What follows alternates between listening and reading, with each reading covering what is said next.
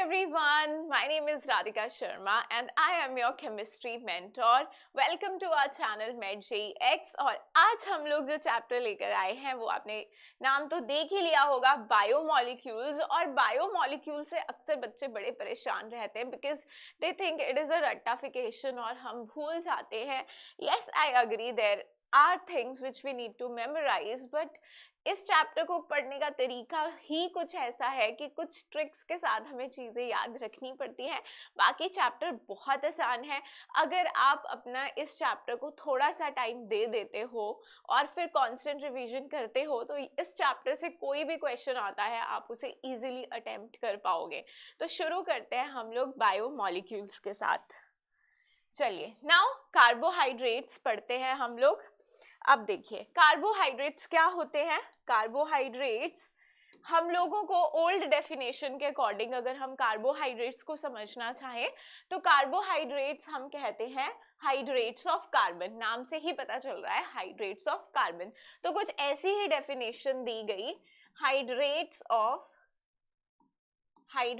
Of carbon. Carbon के जो hydrates होंगे उन्हें कहा जाएगा कार्बोहाइड्रेट्स।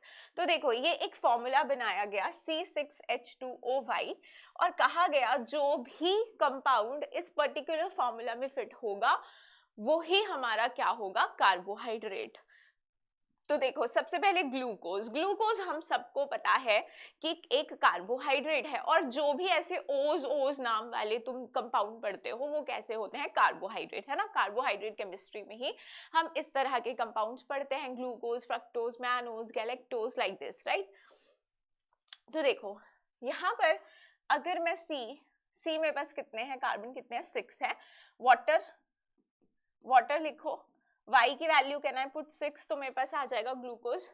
अब यहाँ पे एसिटिक एसिड है, कितने कार्बन है इसमें, 2, हाइड्रोजन कितनी है 4, ऑक्सीजन कितनी है 2। तो मैं यहाँ पे अगर इसे 2 से मल्टीप्लाई करती हूँ I will get this formula CH3COH। लेकिन हम सबको पता है acetic acid is not a carbohydrate, वो भी इस फॉर्मूला को सेटिस्फाई कर रहा है। Then we have rhamnose. अब रेमिनोज तुम्हें नाम से ही पता चल रहा है दैट रेमिनोज इज अ कार्बोहाइड्रेट, लेकिन अगर आप इसका फॉर्मूला देखो तो मैं इसमें फिट इन नहीं कर पाऊंगी। H is 12, ऑक्सीजन इज 5, तो ये नहीं इस फॉर्मूला में फिट इन होगा। So that means कि according to this definition, reminose is not a carbohydrate but acetic acid is, and glucose is, but which is incorrect because we know this is not carbohydrate and reminose is a carbohydrate, glucose is a carbohydrate here. तो एक definition जो ये थी ये ज़्यादा चल नहीं पाई क्योंकि फेल हो गई, है ना। इसमें सारे ग्लूकोज जो है वो फिट इन नहीं हो रहे हैं, इधर उधर के कंपाउंड्स फिट इन हो रहे हैं, तो this is not preferred, right. अब हम लोग को है एक न्यू डेफिनेशन की जरूरत। तो देखो बेटा, एनसीईआरटी में तुमको ये डेफिनेशन दी गई है, एज इट इज ये डेफिनेशन मैंने वहीं से ली है। सो क्या होते हैं हमारे कार्बोहाइड्रेट्स, या फिर कार्बोहाइड्रेट्स क्या कहलाते हैं बेटा, तो वो होते हैं पॉलीहाइड्रोक्सी एल्डिहाइड्स या फिर polyhydroxy ketones, and they must be optically active. तो ऑप्टिकली एक्टिव पॉलीहाइड्रोक्सी एल्डिहाइड्स या फिर पॉलीहाइड्रोक्सी कीटोन्स को हम लोग क्या कहते हैं, कार्बोहाइड्रेट्स कहते हैं। ये है हमारे कार्बोहाइड्रेट्स की न्यू डेफिनेशन। चलिए, so chemically carbohydrates may be defined as optically active polyhydroxy aldehydes or ketones or the compounds which produce such units on hydrolysis, या फिर हाइड्रोलिसिस करने से हमको ऐसा यूनिट मिल जाए जो कि पॉलीहाइड्रोक्सी एल्डिहाइड हो या फिर पॉलीहाइड्रोक्सी कीटोन हो, तो हम उन्हें भी क्या कहेंगे बेटा, उन्हें भी हम कार्बोहाइड्रेट्स कहेंगे। तो इतनी सी चीज तुम्हें याद रहे कि क्या क्या है ये पॉलीहाइड्रोक्सी एल्डिहाइड, पॉलीहाइड्रोक्सी एल्डिहाइड और कीटोन, और कैसा होता है, ऑप्टिकली एक्टिव होता है। और ऐसा ही यूनिट अगर हाइड्रोलिसिस से प्रोड्यूस हो जाए तो उसे क्या कहा जाता है, अपना कार्बोहाइड्रेट। इतना याद हो गया होगा मेरे ख्याल से, है ना। मैंने 2 बार रिपीट कर दिया तो वैसे ही तुम्हें याद हो गया। चलिए, तो पॉलीहाइड्रोक्सी से मेरा क्या मतलब है कि OH ग्रुप क्या होंगे, OH ग्रुप्स, हाइड्रोक्सी मतलब OH group should be more than one होगा, और या तो उसमें एल्डिहाइड फंक्शनल ग्रुप होगा या कीटोन। OH से हमें पता है एल्डिहाइड की प्रेफरेंस ज्यादा है, OH से हमें पता है कीटोन की प्रेफरेंस ज्यादा है, तो हमारा प्रिंसिपल फंक्शनल ग्रुप तो रहेगा एल्डिहाइड या फिर कीटोन, और उसमें हाइड्रोक्सी ग्रुप्स भी अटैच्ड होंगे मोर देन 1। तो ऐसा कुछ स्ट्रक्चर तुम्हें दिखे जहां पे तुम्हें इस तरह की कॉम्पोजिशन दिखे, तो वो हमारा क्या कहलाएगा, कार्बोहाइड्रेट। अब देखिए, carbohydrates which are sweet in taste, sweet in taste are called sugars. हम बोलते हैं ना कि कार्ब्स खाएंगे तो वेट पुट ऑन कर लेंगे, क्योंकि उनमें क्या होता है, शुगर होता है। We all know that sugar से क्या होता है, वेट बढ़ता है। कार्ब्स इसीलिए बोलते हैं कार्ब्स कट करो बिकॉज दे हैव शुगर। तो कार्बोहाइड्रेट्स को हम क्या बोलते हैं, कार्बोहाइड्रेट्स को हम शुगर भी कहते हैं। Carbohydrates are also called saccharide, saccharides कहते हैं क्योंकि ये जो वर्ड है ये ग्रीक वर्ड से लिया गया है, दैट इज सैकरॉन। सैकरॉन का मतलब भी शुगर होता है। चलिए, इतनी बेसिक बातें हमने कार्बोहाइड्रेट्स के बारे में कर ली। अब जरा क्लासिफिकेशन देखते हैं on the basis of hydrolysis. तो देखो, on the basis of hydrolysis बोला जाता है polysaccharide is a bigger unit, है ना, उसकी हाइड्रोलिसिस कर देंगे तो ओलिगोसैकेराइड्स में वो टूट जाएगा। ये भी हमारे क्या है, अपने पॉलीहाइड्रोक्सी एल्डिहाइड कीटोन्स ही हैं, लेकिन जब बहुत सारे यूनिट मिलते हैं तो बनता है पॉलीसैकेराइड, और पॉलीसैकेराइड में अगर हम हाइड्रोलिसिस करते हैं तो वो टूट जाते हैं इन ओलिगोसैकेराइड्स। अगेन अभी उसके भी स्मॉलर यूनिट्स में उनको हम तोड़ सकते हैं on hydrolysis, which are called monosaccharides. तो मोनोसैकेराइड्स जो है बेटा वो बिल्कुल छोटे यूनिट्स हैं जिनकी हम हाइड्रोलिसिस नहीं कर सकते। सो मोनोसैकेराइड्स की हम हाइड्रोलिसिस नहीं कर सकते हैं। So this is the classification on the basis of hydrolysis. अब एक एक करके हम पढ़ेंगे। एंड मोनोसैकेराइड जो है इसमें सबसे बड़ा है, सबसे बेसिक यूनिट है, तो मोनोसैकेराइड को हम सबसे पहले पढ़ रहे हैं क्योंकि वही हमारा जो है, अगर हमें वो समझ आएगा तभी हमें ओलिगो या फिर पॉलीसैकेराइड समझ में आएंगे। चलिए, तो मोनोसैकेराइड क्या होता है, monosaccharide carbohydrate that can not be further hydrolysed to give simpler unit of polyhydroxy aldehyde or ketone is called monosaccharide। उसे बेटा हम क्या कहते हैं, मोनोसैकेराइड कहते हैं। अब देखो, हमारे पास दो तरह के मोनोसैकेराइड हो सकते हैं, या तो एल्डोज या तो कीटोज। इसका मतलब ये है कि जहां हमारा एल्डिहाइड ग्रुप आएगा वैसे मोनोसैकेराइड को हम एल्डोज कहेंगे। यहाँ ओस से मेरा क्या मतलब है कि ये हम कार्बोहाइड्रेट की बात कर रहे हैं। इस ओस से हम पहचानेंगे ये कार्बोहाइड्रेट है। एल्डोज कीटोज होगा, जहां तुम्हारा कीटोन फंक्शनल ग्रुप होगा उससे हम कहेंगे कीटोज। ठीक है, अब देखो यहाँ पर हम लोग को कुछ जनरल टर्म्स दिया है। जहां आपके पास 3 कार्बन एटम्स होते हैं, देखो ये जो टेबल है this is again from NCERT, and तुम ये देखो कि बहुत ज्यादा मतलब ये सिंपल है लर्न करना। 3 कार्बन एटम, मिनिमम 3 तो होने चाहिए। सिंपलेस्ट यूनिट हमारा ग्लिसरैल्डिहाइड है जहाँ पे 3 कार्बन एटम्स होते हैं, तो उसे हम कहते हैं ट्रायोज। 4 होंगे टेट्रोज, 5 होंगे तो क्या बोलेंगे पेंटोज, 6 होंगे तो क्या बोलेंगे हेक्सोज, 7 होंगे तो क्या बोलेंगे हेप्टोज। 7 तक, दैट्स इट। अब देखो, एल्डिहाइड होगा तो मैं उसे क्या बोलूंगी, स्ट्रायोज के आगे एल्डो लगा दूंगी। अगर कीटोन होगा उसमें फंक्शनल ग्रुप तो स्ट्रायोज के आगे क्या लगा दूंगी, कीटो ट्रायोज। तो मुझे ये पता चल जाएगा कि मेरा कार्बोहाइड्रेट में फंक्शनल ग्रुप क्या है। अब हम लोगों को एक एक करके इन्हें देखना है। देखो, तो सबसे पहले एल्डोट्रायोज की बात करते हैं। एल्डोट्रायोज का मतलब कि उसमें 3 कार्बन होंगे, 3 कार्बन होंगे। तो सबसे बेसिक वाला जो यूनिट हमारा बन रहा है यहाँ पे कार्बोहाइड्रेट का, दैट इज योर ग्लिसरैल्डिहाइड, जिसमें हमारे पास क्या है 3। अच्छा, मैं इसे ऐसे लिखूं, तुम देख सकते हो कितने कार्बन है यहाँ पर, 1 2 3 कार्बन है और 2 इसमें OH ग्रुप है। क्या ये मेरी डेफिनेशन को सेटिस्फाई कर रहा है? ऑफ कोर्स, पॉलीहाइड्रोक्सी है और इसके अंदर बेटा अपना एल्डिहाइड फंक्शनल ग्रुप है। इसका नाम क्या होता है? इसका नाम होता है ग्लिसरैल्डिहाइड। ग्लिसरैल्डिहाइड इसका नाम है। सबसे बेसिक हमारा ये यूनिट है कार्बोहाइड्रेट का। ठीक है, so all the naturally occurring, बेटा जितने भी नेचुरली अकरिंग कार्बोहाइड्रेट्स हैं वो होते हैं हमारे पास डी। हमने दो कॉन्फ़िगरेशंस पढ़ी थी, डी और एल। नेचुरली अकरिंग जो होते हैं वो डी होते हैं। तुम देखो, क्या तुम्हें दिख रहा है कि ये जो कार्बन है तुम्हारा कायरल है? कायरल है ना, 4 इस पे डिफरेंट ग्रुप्स जुड़े हैं, तो कार्बन कैसा है? कायरल है ना। कायरल कार्बन है तो इसका मतलब इसके स्टीरियो आइसोमर्स होंगे, है ना। तो ऑप्टिकली एक्टिव है, ये ऑप्टिकली एक्टिव है, तो हम लोग कैसे निकालते हैं इसके आइसोमर्स? एक कायरल सेंटर 2, एक कायरल सेंटर 2 की पावर 1 2, तो 2 होंगे इसके। अब देखो, क्या मैं इसको फिशर में ड्रॉ कर सकती हूँ? फिशर में ड्रॉ करना हमें आता है। क्या करते हैं हम लोग? मोस्ट ऑक्सीडाइज्ड ग्रुप को सबसे ऊपर रखते हैं, मोस्ट ऑक्सीडाइज्ड वाले को, और ये एक बेसिक यूनिट है। तुमने कोई भी कार्बोहाइड्रेट का फॉर्मूला देखा होगा तो इसी तरह से होता है। ऊपर तुम्हारा CHO होगा, नीचे CH2OH है। अगर कीटोन है तो सेकंड नंबर पे आएगा, फर्स्ट पे नहीं आ सकता है। तो इस तरह से हमारा क्या होता है? फॉर्मूला होता है। हमने देखा है जो भी कार्बोहाइड्रेट्स का, तो मोस्ट ऑक्सीडाइज्ड ग्रुप को हम कहाँ रखते हैं? सबसे ऊपर रखते हैं। ये तुम्हारी वर्टिकल लाइन, ये तुम्हारी हॉरिजॉन्टल लाइन। अच्छा, अब मैं इसको डी ग्लिसरैल्डिहाइड बोल रही हूँ। डी और एल मैंने कैसे डिसाइड किया? जो मेरा सेकेंड लास्ट कार्बन है, सेकेंड लास्ट कार्बन बोल दो, या फिर अगर मैं ऊपर से नंबरिंग करना शुरू करूँ, ऑब्वियसली ऊपर से करूंगी ना, क्योंकि मैं PFG को दूंगी छोटा नंबर। तो ये क्या है? 1, ये क्या है? 2, ये क्या है? 3। तो जो तुम्हारा लास्ट कायरल सेंटर, ठीक है, अब इसमें तो एक ही कायरल सेंटर है ना, बाकी कार्बोहाइड्रेट्स होंगे तो उनमें ज्यादा कायरल सेंटर भी होंगे हमारे पास।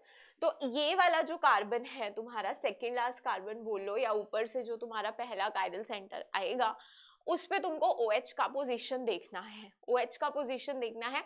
अगर वो राइट साइड पे है, अगर OH तुम्हारा राइट साइड पे है, तो उसे मैं क्या बोलूंगी बेटा? D है। ये ग्लिसरैल्डिहाइड, तो वो मेरा कैसा हो गया? डी। हमने ये रिलेटिव कॉन्फ़िगरेशंस में करा है। ये कैसी कॉन्फ़िगरेशन है? डी कॉन्फ़िगरेशन, ठीक है। अब एल में क्या हो जाएगा बेटा? सेम ये सारा स्ट्रक्चर, और यहां आ जाएगा तुम्हारा OH लेफ्ट हैंड साइड पे और H, राइट। अब क्या तुम्हें ये दोनों एक दूसरे की मिरर इमेजेस नजर आ रही हैं? Are they mirror images of each other? Yes. OH के सामने OH, CHO के सामने CH, CH2 के सामने, ठीक है, मिरर इमेज है। और कैसी मिरर इमेज है बेटा? Non superimposable mirror image है। Non superimposable mirror image है, तो बेटा मैं इसको क्या बोल सकती हूँ? इन दोनों के बीच का रिलेशन कैसा होगा? इनेंशियोमर। कैसा रिलेशन होगा? इनेंशियोमर। तो डी और एल जो होते हैं वो एक दूसरे की मिरर इमेजेस होते हैं, और उनमें रिलेशन क्या होता है? इनेंशियोमर। ये बात याद रखेंगे। So this is your D glyceraldehyde, this is your L glyceraldehyde. तो ये हमने पहली शुगर पढ़ ली अपनी, एल्डो ट्रायोज ग्लिसरैल्डिहाइड। स्ट्रक्चर याद रखना पड़ेगा, बेसिक है। पॉलीहाइड्रोक्सी मतलब 2 OH ग्रुप्स होंगे। एक इसमें कैसा है? प्राइमरी अल्कोहल है, एक तुम्हारा 2 डिग्री वाला है ना। प्राइमरी कौन सा होता है? जहां पे जिस कार्बन के साथ जुड़ा है वो आगे फर्दर किसी एक ही कार्बन के साथ जुड़ा है, ठीक है, उसे कहते हैं प्राइमरी अल्कोहल। तुमने मेरी वीडियो पे पूछा था मैम प्राइमरी अल्कोहल किसको बताते हैं, मैंने वहां भी तुमको बताया था कि प्राइमरी अल्कोहल किसे कहते हैं। ध्यान से सुना करो, ठीक है।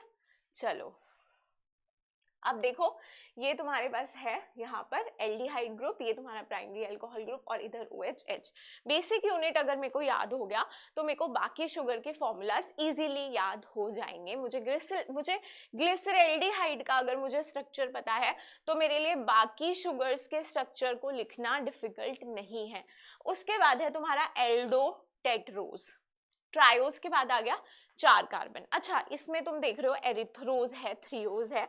इसको याद करने के लिए मैं तुमको एक ट्रिक बता देती हूँ, कैसे याद करेंगे। तो देखो, तुम्हें एक वर्ड याद रखना है, गेट रैक्सल। अब I don't know the meaning, ठीक है, रैक्सल ये मुझे भी नहीं पता, but you have to remember this name if you want to remember the structure of these sugars. क्या ये वर्ड सबको याद रह जाएगा? गेट रैक्सल, ठीक है। अब देखो इसे कैसे लिखना है, जरा देखो इसे।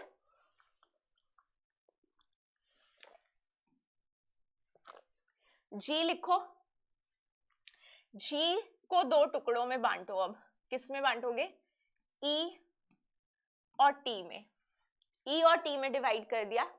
अपने गेट को, फिर रेक्सल, रेक्सल लिखो, ई को 2 में डिवाइड कर दो, आर में और ए में, और टी को डिवाइड कर दो एक्स और एल में, ठीक है। अगर तुम्हें, चलो बाद में, पहले ये कर लो। इसका नाम क्या है जी से, ग्लिसरैल्डिहाइड। इसका नाम क्या हो गया, ग्लिसरैल्डिहाइड। थोड़ा नीचे लिखती हूँ इसे, हमें स्ट्रक्चर बनाना है, तो पहले मैं ग्लिसरैल्डिहाइड का स्ट्रक्चर बना लेती हूँ। ग्लिसरैल्डिहाइड का स्ट्रक्चर कैसा था मेरा, यहाँ पर CHO, इधर मेरा OH, इधर मेरा H, यहाँ मेरा CH2OH। इतना स्ट्रक्चर बच्चों सबको लर्न हो गया, बेसिक स्ट्रक्चर। अब तुम बाकी शुगर के स्ट्रक्चर्स ना अपने आप बनाओगे, मैं नहीं बनाऊंगी, तुम खुद बनाओगे। क्या कर किया तुमने, गेट रेक्सल याद रख लिया, गेट रेक्सल याद रख लिया। अब तुमने क्या किया कि जी को तुम आगे फर्दर कितने में डिवाइड कर रहे हो, ई में और टी में। ई से है हमारा एरिथ्रोज, टी से है बेटा हमारा थ्रियोज, और बेटा मैं यहाँ पर सिर्फ और सिर्फ डी फॉर्म बना रही हूँ, दिस इज योर डी ग्लिसरैल्डिहाइड, ये तुम्हारा डी एरिथ्रोज है और ये हमारा डी थ्रियोज है। एल मैं बता दूंगी एल फिर कैसे बनेगी, डी का एल हम लोग बना सकते हैं, इजी है, ठीक है। मिरर इमेज बनाना होगा, और जो सेकेंड लास्ट कार्बन होगा वहां पे OH की पोजिशन राइट है तो डी और लेफ्ट है तो एल। चलिए अब देखो डी एरिथ्रोज कैसे बनाओगे। इस ग्लिसरैल्डिहाइड को तुम देखोगे और इसका स्ट्रक्चर ड्रॉ करोगे, ऊपर CHO लिखोगे, नीचे CH2OH लिखोगे, और यहां तुम्हारा OH और H आ जाएगा। क्लियर। अब हमें क्या करना है, ये शुगर बेटा कैसी थी, दिस इज योर ट्रायोज। उसके बाद हम ट्रायोज से क्या बना रहे हैं, टेट्रोज। टेट्रोज का मतलब 4 कार्बन है ना, एक कार्बन बढ़ रहा है ना बेटा, तो एक कार्बन अगर बढ़ रहा है तो आप यहाँ एक कार्बन बना दो, बना दिया। अब आप क्या करो कि यहाँ पर OH राइट साइड लगाओ और यहाँ H, ये आपका क्या बन गया, एरिथ्रोज।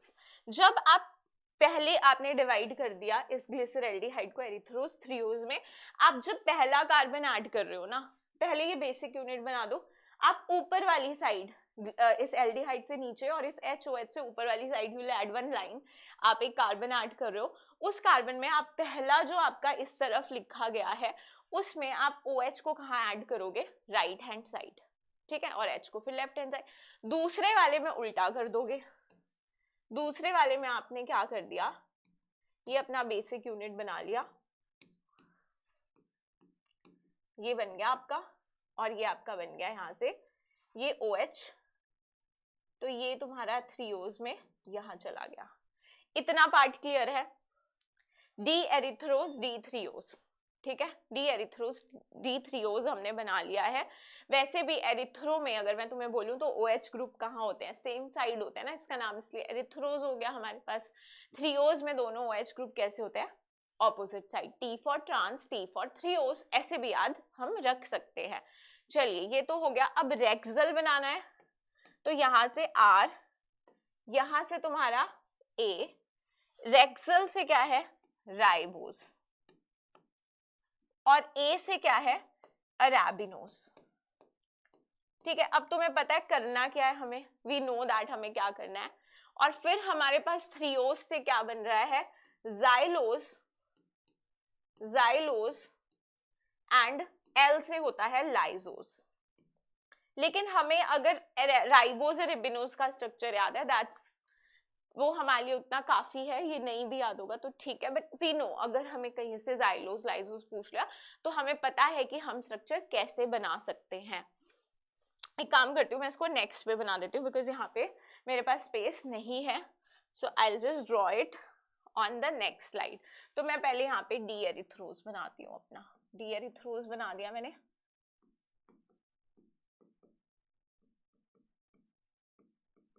ठीक है, ये मैंने बना दिया तुम्हारा डी एरिथ्रोज।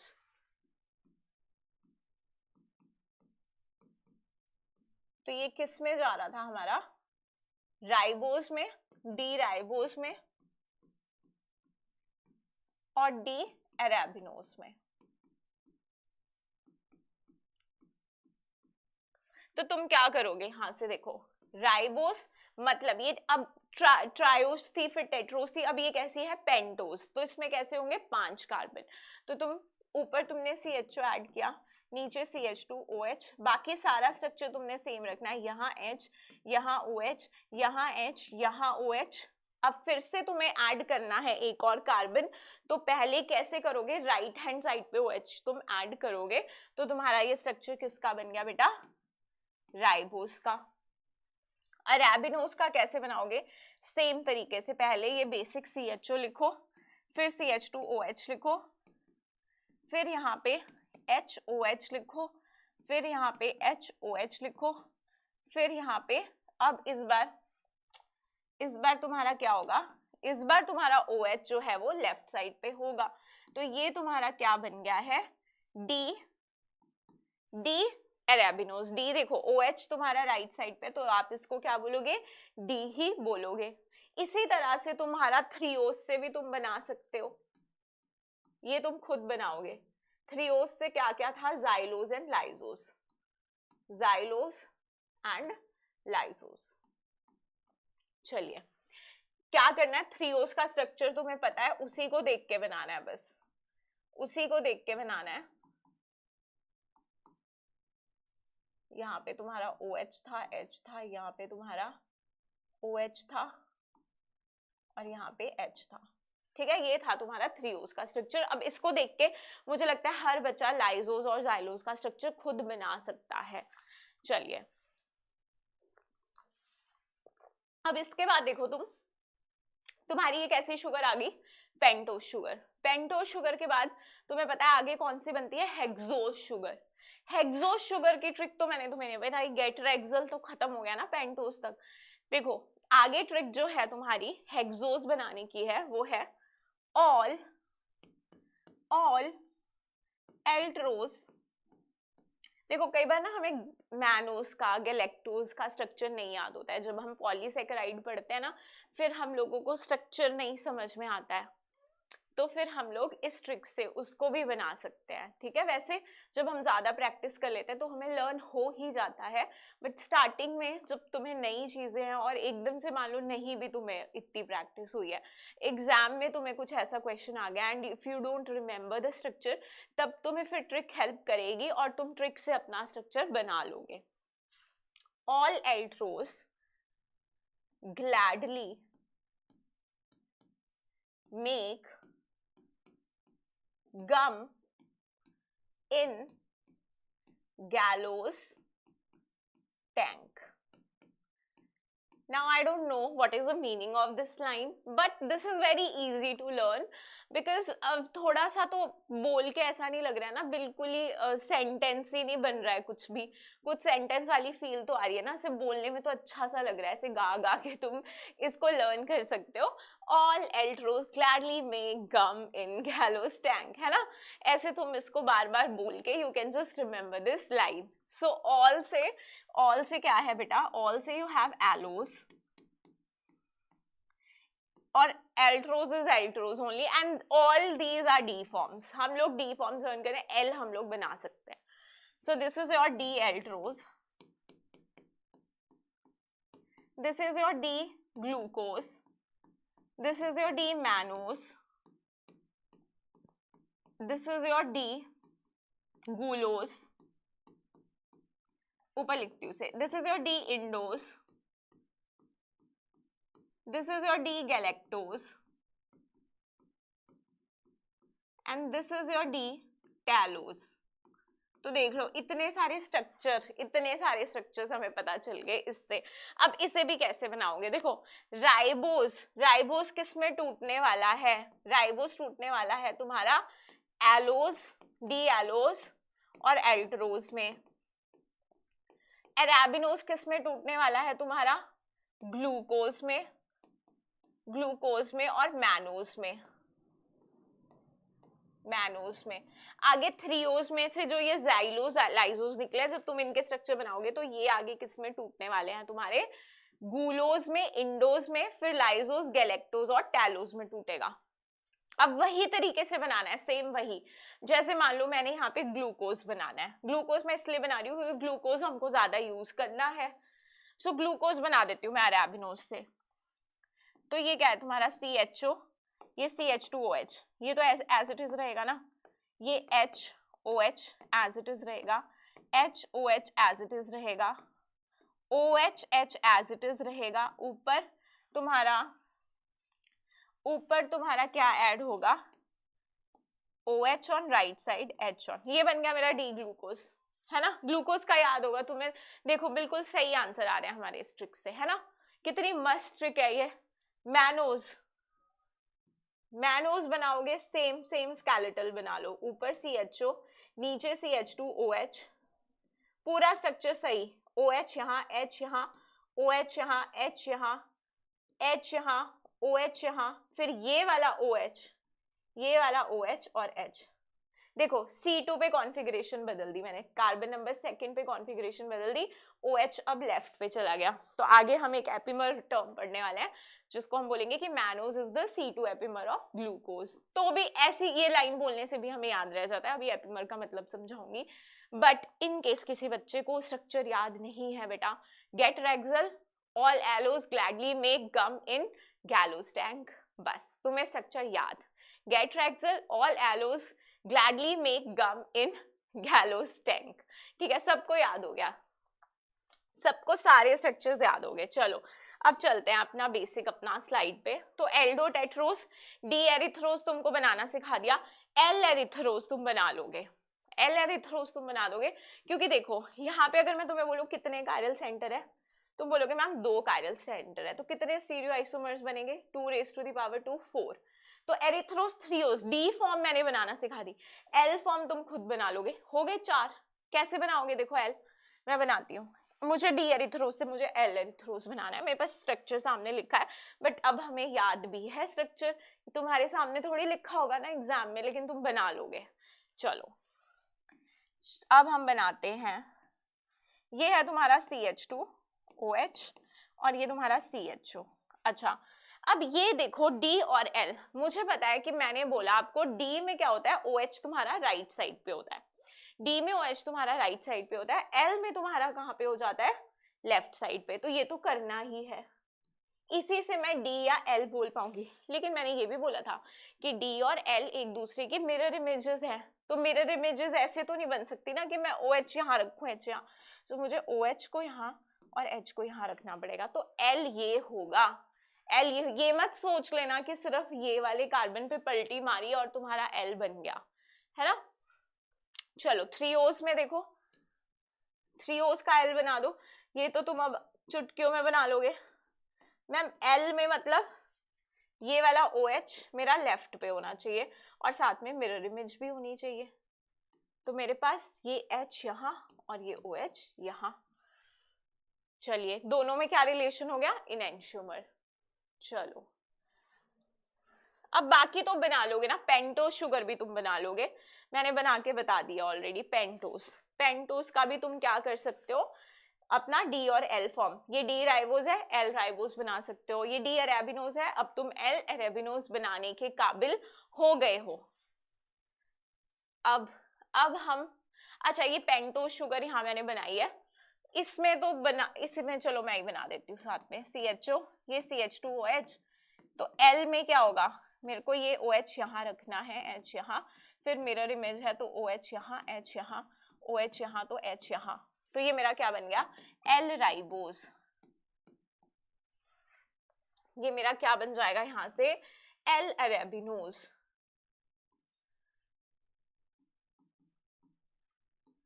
L अरेबिनोज भी हमने ड्रॉ कर लिया। अगर तुम ध्यान से सुनोगे तभी तुम्हें समझ में आएगी चीजें, और ये बहुत सिंपल कर दिया स्ट्रक्चर, जिस स्ट्रक्चर में हम रट्टा मारने में परेशान रहते हैं, बहुत अच्छे से हमने रट्टा भी मार लिया। देखो कितने अच्छे से, है ना, कितने अच्छे से लर्न कर लिया हमने, चीजें सबको लर्न हो गई हैं। अब है draw the structure of deoxy ribose. अच्छा राइबोस का स्ट्रक्चर पता है, अभी बनाया था। राइबोस कौन सी शुगर है हमारी, पेंटोस, 1 2 3 4 5, सारे OH ग्रुप्स कहाँ होते हैं, सेम साइड पे। अब वो कह रहा है 2-डीऑक्सी, ये सेकंड कार्बन है, तो यहां से क्या करो, ऑक्सीजन हटा दो, तो ये तुम्हारी बन गई 2-डीऑक्सी डी राइबोस, सिंपल। चलिए next we have is glucose. Glucose तो देखो कितना इंपॉर्टेंट है ना, ग्लूकोज का स्ट्रक्चर तो बार बार ट्रिक से नहीं लिखना है, मुझे खुद ही आना चाहिए। ग्लूकोज का स्ट्रक्चर सबसे ज्यादा इंपॉर्टेंट स्ट्रक्चर यही है हम लोग का कार्बोहाइड्रेट्स में। दिस इज डेक्स्ट्रो रोटेटरी, तो इसीलिए इसको डेक्स्ट्रोज भी बोला जाता है, because this is dextro rotatory. अच्छा, अब ये मैंने क्या बनाया, डी ग्लूकोज। क्या तुम एल ग्लूकोज बना सकते हो? क्या तुम इसका एल ग्लूकोज बना सकते हो? एल ग्लूकोज में क्या करेंगे मैम, पहली बात है OH को लेफ्ट रखेंगे, फिर मिरर इमेज बना देंगे,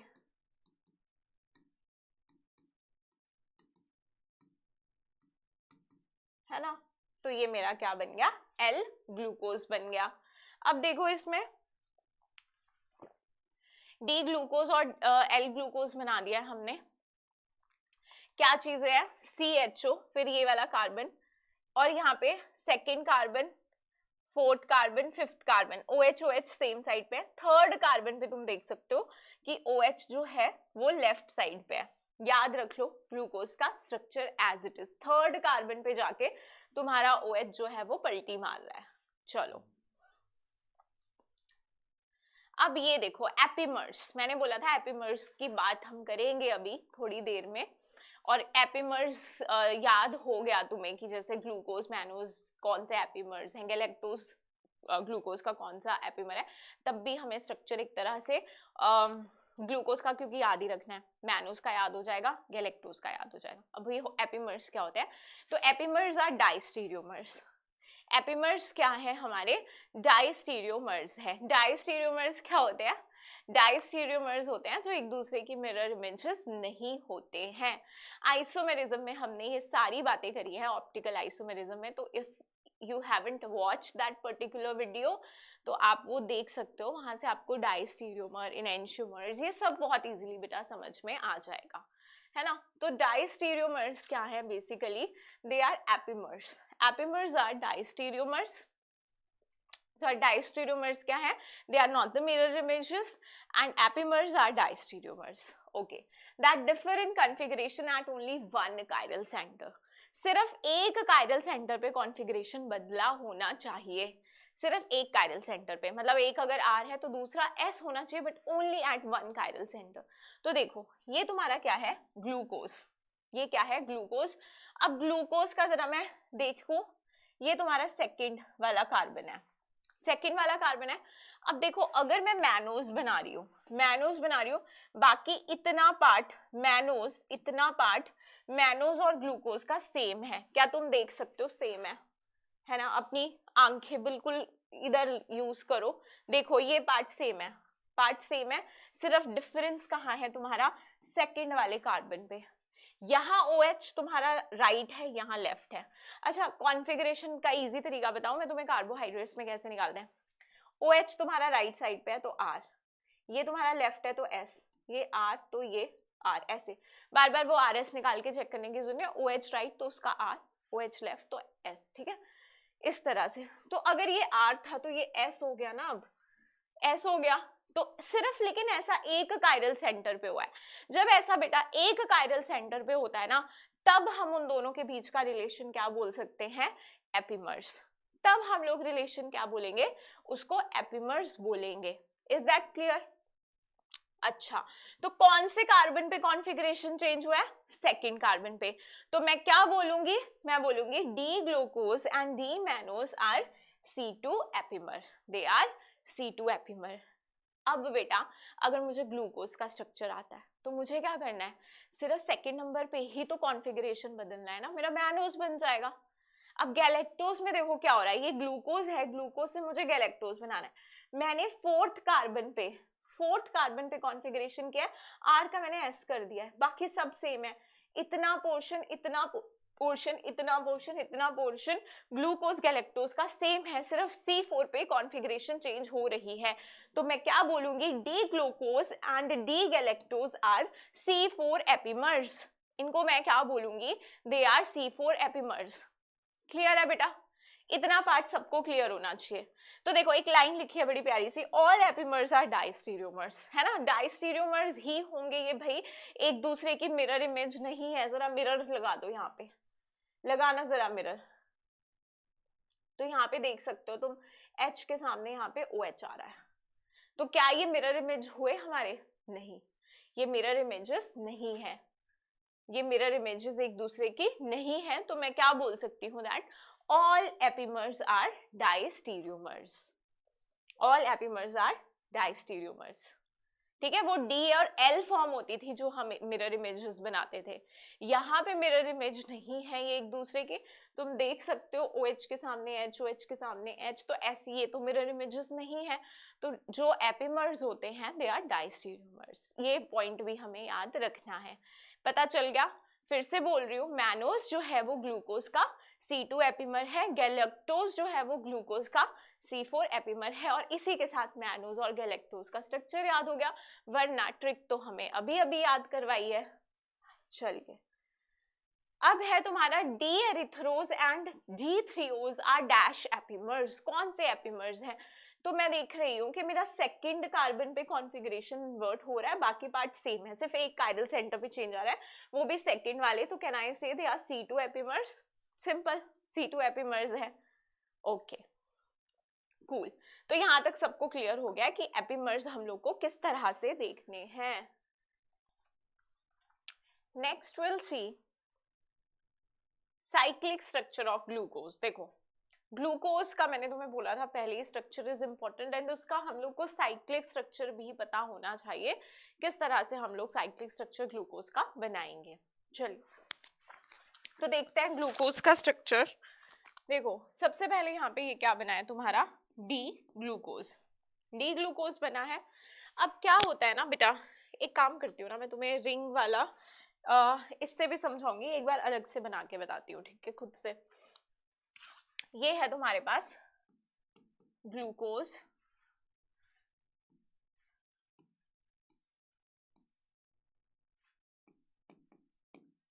ठीक है, OH OH, और यहाँ पे तुम्हारे पास क्या होगा, थर्ड कार्बन पे जो कॉन्फ़िगरेशन है वो उलट रहा है। This is the structure of glucose, ये है तुम्हारा डी ग्लूकोज का स्ट्रक्चर, ठीक है। अब क्या करते हैं हम लोग, इसमें क्या होता है ना बेटा, आप ये वाला OH ग्रुप देख रहे हो, ये वाला OH ग्रुप देख रहे हो, और इसी में आपके पास एक इलेक्ट्रोफिलिक सेंटर भी है, कार्बोनिल कार्बन है। कार्बोनिल कार्बन कैसा होता है, पोलर, पोलर होता है ना। इसको मैं कैसे बनाऊंगी, इसको मैं ऐसे बनाती हूँ, देखो नंबरिंग कर देती हूँ ताकि तुम्हारे लिए इजी रहे इमेजिन करना। अब एक बार समझ लोगे ना ध्यान से, एक बार ध्यान से समझ लोगे तो इजी हो जाएगा। ये है 1, ये है 2, ये है 3, ये है 4, ये है 5, ये है 6। क्या किया मैंने, नंबर कर दिया। नंबर ऑब्वियसली मैंने एल्डिहाइड से स्टार्ट किया है नंबर करना। अब आप क्या करो कि ये बना दो आप एल्डिहाइड ग्रुप, बन गया मेरा एल्डिहाइड ग्रुप। अब आप क्या करो कि ये तुम्हारा कार्बन नंबर 1 हो गया, आगे तुम्हारे कितने कार्बन है, 2। अब देखो तुमने जनरली देखा होगा ना रिंग स्ट्रक्चर, रिंग स्ट्रक्चर तुमने कैसा देखा होगा ग्लूकोज का, कुछ इस टाइप का रिंग स्ट्रक्चर देखा होगा ना, कुछ इस टाइप का होता है ना, ऐसा कुछ देखा है। तो हम क्या करते हैं, रिंग बनाने की कोशिश कर लूं मैं जरा, ये ऐसे, इस तरह से, ऐसे।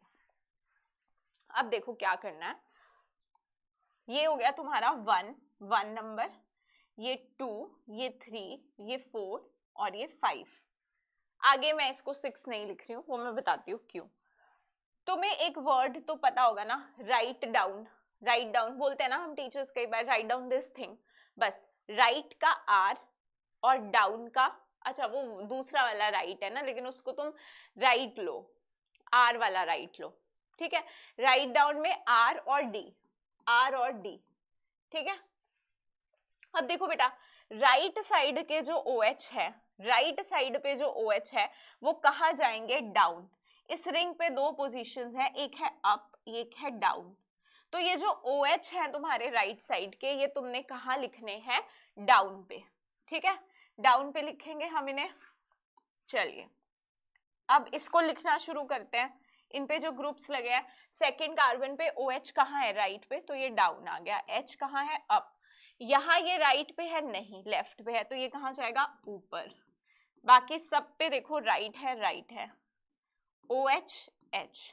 अब देखो यहाँ का जो OH है ना, बेसिकली ये वाला जो फिफ्थ कार्बन का OH है वो हमारा इस कार्बोनिल सेंटर पे अटैक कर रहा है। अब देखो जो फिफ्थ का आएगा वो सबसे इसके क्लोज आ रहा है, वो इस पे अटैक करेगा, तो फिफ्थ कार्बन का OH मैं थोड़ा इस तरह से बना रही हूं क्योंकि इस OH को करना है इस कार्बोनिल सेंटर पे अटैक, और फिफ्थ पे जुड़ा है CH2OH, इसको हम एज इट इज ऐसे लिख देंगे, एज इट इज हम ऐसे लिख देंगे CH2OH। Is that clear? और एक तुम्हारे पास है H, इस तरह से लिखोगे। अब ये तुम्हारा OH अटैक करेगा तुम्हारे इस कार्बोनिल कार्बन पे, तो हमारे पास क्या होगा, कुछ इस तरह से स्ट्रक्चर बन जाएगा, इस पे आ जाएगा पॉजिटिव, इस पे आ जाएगा नेगेटिव, तो इसका H मैं यहाँ शिफ्ट कर दूं तो इसका नेगेटिव हट जाएगा, इसका पॉजिटिव हट जाएगा, है ना। तो मेरे पास क्या बन गया, कुछ इस तरह का स्ट्रक्चर बन गया, कुछ इस तरह का स्ट्रक्चर मेरे पास बनता हुआ मुझे नजर आ रहा है, मुझे यहाँ से ऐसा स्ट्रक्चर बनता हुआ नजर आ रहा है। ये तुम्हारे पास बन गया है OH, यहाँ से बन गया OH। देखो ये कार्बन बेटा कैसा था, sp2 कार्बन था, this carbon was sp2, planar carbon था। अब ये जो OH है बेटा, ये जो OH है ये इस sp2 कार्बन पे, क्योंकि ये प्लेनर है, ये ऊपर से भी अटैक कर सकता है, नीचे से भी अटैक कर सकता है, दो तरह से अटैक कर सकता है। तो अब देखो ये चेंज किस में हो रहा है, जब ये अटैक हो रहा है कार्बन की, अगर मैं वैलेंसी पूरी कर दूं, यहाँ पे एक हाइड्रोजन भी है, एक हाइड्रोजन भी है, मैंने लिख दिया यहाँ पे, तो ये तो क्या बन गया, ये वाला कार्बन तुम्हारा OH बन गया, यहाँ से H हट गया, यहाँ से पॉजिटिव हट गया, यहाँ से नेगेटिव हट गया, यहाँ पे तुम्हारा क्या बन गया O, और यहाँ पे क्या बन गया OH। अब ये OH बेटा ये अटैक अप से भी कर रहा है, डाउन से, या तो ये OH ऊपर की तरफ भी आ सकता है, या तो ये OH तुम्हारा डाउन साइड पे भी आ सकता है, ये OH तुम्हारा कैसा डाउन साइड पे भी आ सकता है। बाकी के ग्रुप्स एज इट इज रहेंगे, बाकी के ग्रुप्स एज इट इज रहने वाले हैं, जो मैंने तुम्हें सिखाया, राइट वाले OH डाउन और ये वाले अप। तो हमारे पास आ गया, और यहाँ क्या है CH2OH H, यहाँ पे भी मैं बना दूं OH H OH H H OH CH2OH। अब ये मुझे दो तरह के रिंग स्ट्रक्चर मिल गए ग्लूकोज के। फर्क कहाँ है, फर्क यहाँ है कि ये OH अप है, ये OH डाउन है। अब बहुत सारे बच्चे ऐसे रट्टा मार लेते हैं कि हमारे पास जहां पर OH डाउन है वो हमारा क्या हो गया अल्फा, जहां पर OH अप है वो हमारा क्या हो गया beta, but this is wrong. आप ऐसे इसे याद नहीं रख सकते हो। देखो जब आपका CH2OH और OH ग्रुप दोनों ट्रांसपोजिशन पे होंगे, कौन सा OH मैम, बहुत सारे OH है यहाँ पे, ये जो तुम्हारा कार्बन था एल्डिहाइड कार्बन, इस पे जो OH बना है, इस पे जो OH बना है उसकी पोजीशन तुम्हें देखनी है। अब मैम अगर हमें नहीं समझ में आया कि ये कौन सा कार्बन है, तो देखो बेटा इसको हम एक स्पेशल नाम से जानते हैं, एनोमेरिक कार्बन, इसे हम एक स्पेशल नाम से जानते हैं, दैट इज एनोमेरिक कार्बन। अब ये एनोमेरिक कार्बन क्या होता है कि समटाइम्स यू थिंक कि ये पहचानना मुश्किल है। एनोमेरिक कार्बन, एक सेकंड बताइए,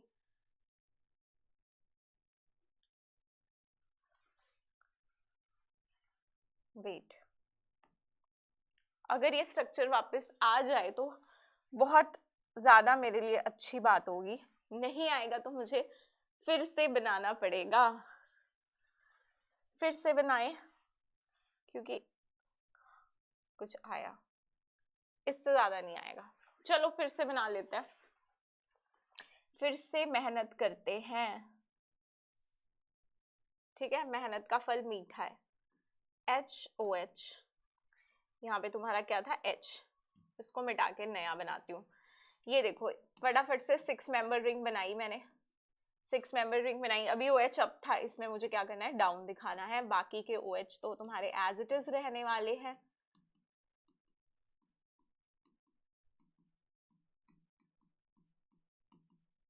ठीक है, अब देखो तुम यहाँ से, अगर तुम्हारा ये OH और CH2OH, कौन सा OH मैम, एनोमेरिक कार्बन का। अच्छा, एनोमेरिक कार्बन आपने किसको बोला, एनोमेरिक कार्बन आपने बोला जो पहले कभी एल्डिहाइड हुआ करता था, जो कार्बन पहले कभी एल्डिहाइड हुआ करता था, अब जब वो sp2 से sp3 में बदल गया है, 4 बॉन्ड बना रहे हैं ना, sp3 से sp2 में बदल गया, अब मैं उसको क्या बोल रही हूँ, एनोमेरिक कार्बन।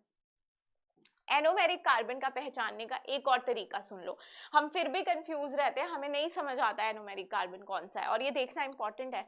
एनोमेरिक कार्बन बेटा वो कार्बन होगा जो तुम्हारा OH से भी लिंक्ड होगा, जो तुम्हारा OH से भी लिंक्ड होगा, और जो तुम्हारा O से भी डायरेक्टली लिंक्ड होगा। इसमें कोई और कार्बन है, अच्छा ये कार्बन तो OH से लिंक्ड है, सिर्फ OH से, इस ये O से थोड़ी है डायरेक्टली लिंक्ड, क्या इसके बीच में कोई बॉन्ड है, ऐसा नहीं तो नहीं है, सिर्फ एक ही कार्बन है जो डायरेक्टली O से और OH से लिंक्ड है, तो बस ऐसा कार्बन तुम्हारा एनोमेरिक कार्बन है। अब एनोमेरिक कार्बन का OH और ये CH2OH अगर आपस में ट्रांस है तो ऐसी फॉर्म को बोलते हैं हम अल्फा ग्लूकोज, इसे हम बोलते हैं अल्फा ग्लूकोज। और जब तुम्हारा CH2OH और OH सिस है तो इसे हम क्या बोलते हैं बेटा, बीटा ग्लूकोज, इसका नाम क्या हो गया, बीटा ग्लूकोज। ठीक है, और जो बीटा ग्लूकोज वाली फॉर्म होती है ना, that is more stable then alpha glucose. Beta glucose जो होता है that is more stable then alpha glucose. क्यों होता है उसका भी रीजन है, मतलब अगर तुम इसको चेयर में 6 मेंबर रिंग है, चेयर फॉर्म में कन्वर्ट करो तो सारे के जो OH ग्रुप्स हैं बल्कि हैं, H और OH में कौन बल्कि है, OH है, तो सारे OH कहाँ पे आते हैं, इक्वेटोरियल पोजीशन पे आते हैं उसमें, इसीलिए वो ज्यादा स्टेबल भी होता है। चलो देखो, अब ये स्ट्रक्चर मैम मुझे आगे बनाने, अब यहाँ देखो हमने यहीं पे दिखा दिया कि इस OH ने, अब तुम्हें समझ में आ जाएगा है ना, जो एक बार मैंने रिंग फॉर्म में बना के बता दिया, तो अब तुम्हें इसमें भी देखना, इसमें भी तुम चीजें विजुअलाइज कर लोगे। अब ये OH जो है तुम्हारा वो यहाँ पे अटैक कर रहा है इस कार्बोनाइल सेंटर पे, देखो कार्बोनाइल सेंटर पे अटैक किया है तुम्हारा, तो ये दिखाया है ऐसे। अब ये कोई कार्बन नहीं है, ये यही वाला ऑक्सीजन है जिसको यहाँ बीच में ड्रॉ कर दिया है, इसी ऑक्सीजन को उठा के बेटा यहाँ बीच में ड्रॉ कर दिया है और अटैक कहाँ करवाया है, इस पे, और फिर जब इस पे अटैक होता था तो इसका डबल बॉन्ड वो किस में चेंज हो जाता था, OH में, OH में चेंज हो जाता था। ठीक है, तो ये तुम्हारा बना दिया बीटा ग्लूकोज, और एक तरफ तुम्हारा यहाँ पे OH कहाँ दिखा है, राइट हैंड साइड, यहाँ पे तुम्हारा कहाँ दिखा है, लेफ्ट हैंड, सॉरी यहाँ राइट वहाँ लेफ्ट दिखाया। ठीक है, ये तुम्हारा क्या दिखा दिया, अल्फा डी ग्लूकोज। OH कहीं से भी आ सकता है, ऊपर भी आ सकता है, नीचे भी आ सकता है, तो इस तरह से हमारे पास 2 ग्लूकोज बन गए, अल्फा और बीटा। देखो अल्फा ग्लूकोज जो है वो कुछ 36% तक मिलता है, और जो बीटा ग्लूकोज है वो हमारा कुछ 64% तक मिल रहा है। मैंने तुम्हें पहले ही बता दिया कि जो बीटा ग्लूकोज है वो ज्यादा स्टेबल फॉर्म होती है। और तुम जरा देखो ओपन स्ट्रक्चर, ग्लूकोज का ये जो ओपन स्ट्रक्चर है ये 0.02% मिल रहा है, 0.02%। ठीक है, बाकी ये मेल्टिंग पॉइंट वगैरह इतना ध्यान रखने की जरूरत नहीं है। अब देखो, an anomer is an epimer at the anomeric carbon in a cyclic saccharides। हमने एपिमर्स की डेफिनेशन क्या बोली थी, वो एक ऐसे डाइस्टीरियोमर्स होते हैं जहां पर कॉन्फ़िगरेशन में चेंज आता है सिर्फ किसी एक कायरल सेंटर पे। अगर स्पेसिफिकली वो जो कायरल सेंटर है आपका वो तुम्हारा एनोमेरिक कार्बन है, अब मैं इस कार्बन का नाम क्या बोलती थी बेटा, जो sp2 से जो एल्डिहाइड वाला कार्बन था वो sp3 में चेंज हुआ था, इसको मैं क्या बोलती थी, एनोमेरिक कार्बन।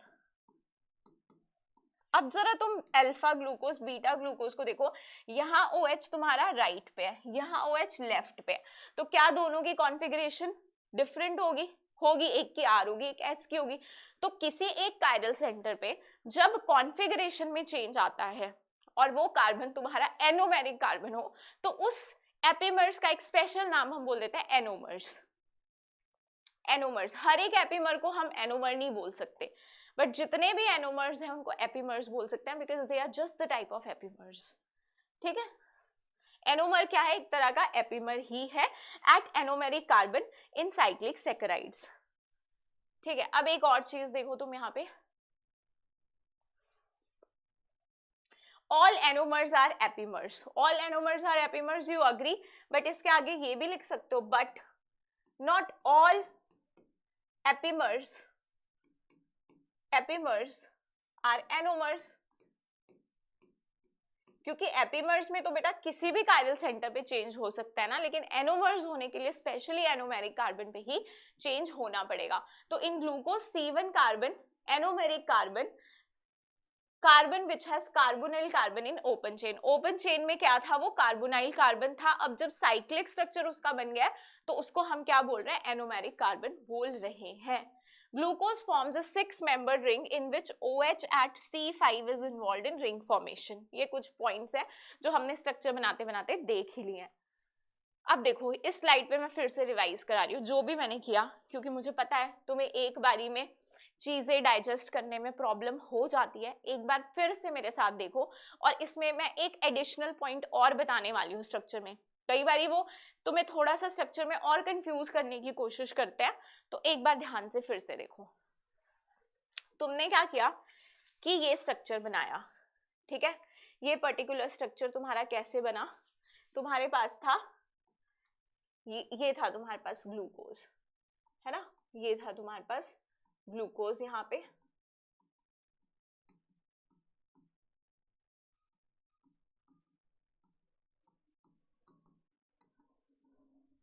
तो ये जो 5th नंबर वाला ऑक्सीजन था इसने इस पे अटैक किया, इसने इस पे अटैक किया, तो ये चीज बन के आ गई हमारी।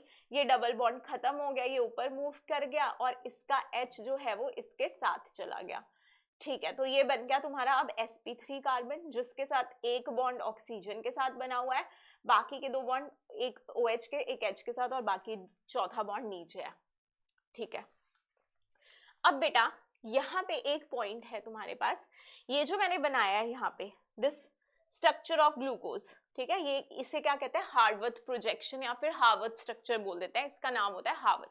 बोलते हैं कई बार कि तुम ओपन चेन को हार्वर्थ में चेंज कर दो, तो हार्वर्थ का मतलब कुछ नहीं है, ये 6 मेंबर रिंग बनानी है।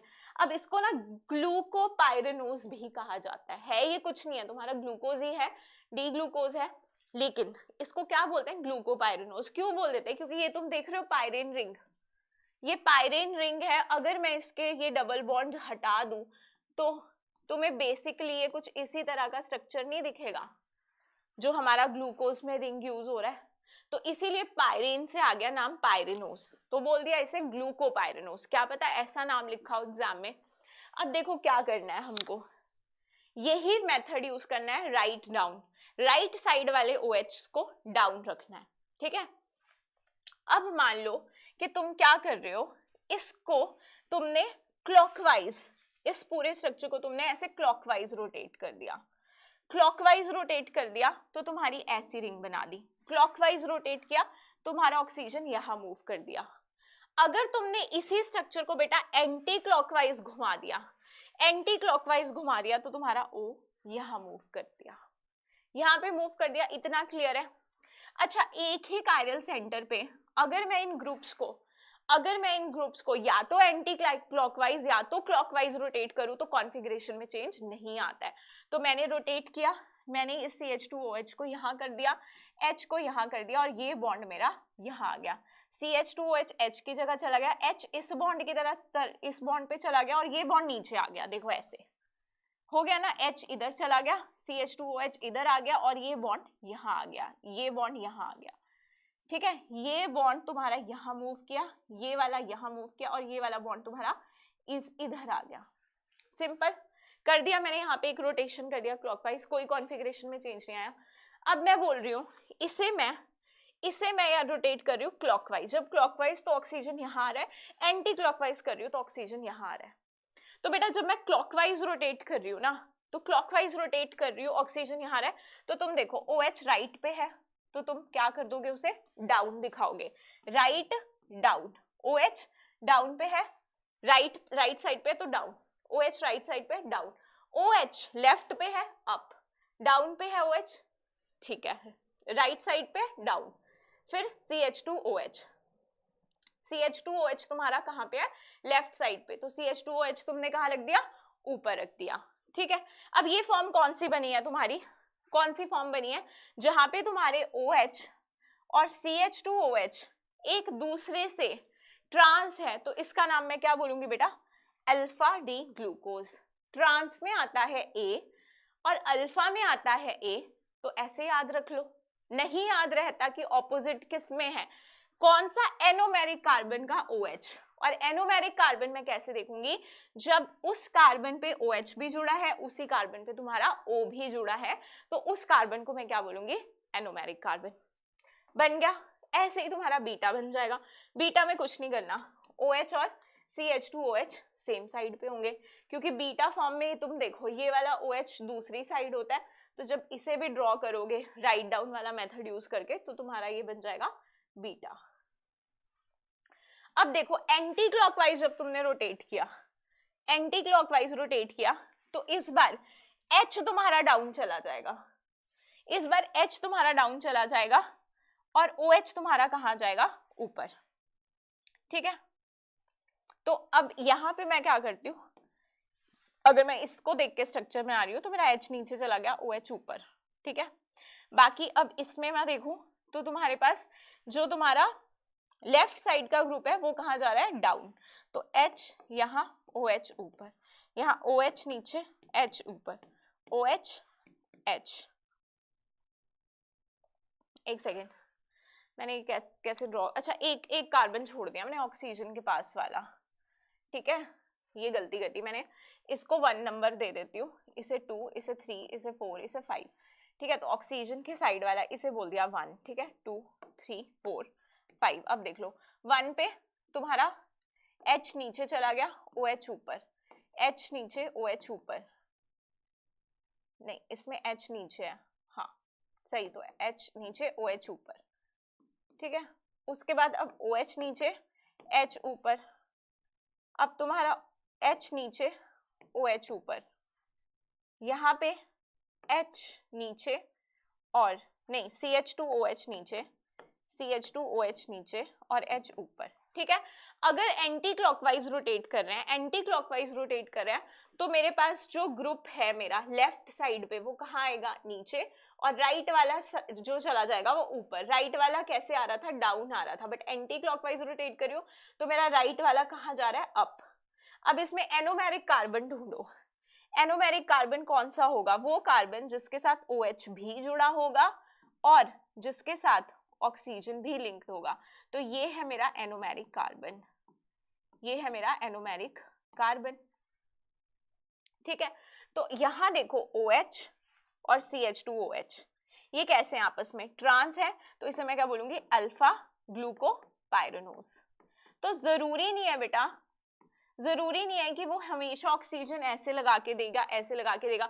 अगर तुमने यहाँ पे रट्टा मार लिया है कि OH डाउन है तो उसे अल्फा बोलोगे, OH अप है तो बीटा बोलोगे, तो यहाँ तो तुम गलती कर दोगे, यहाँ पे तुम गलती कर दोगे।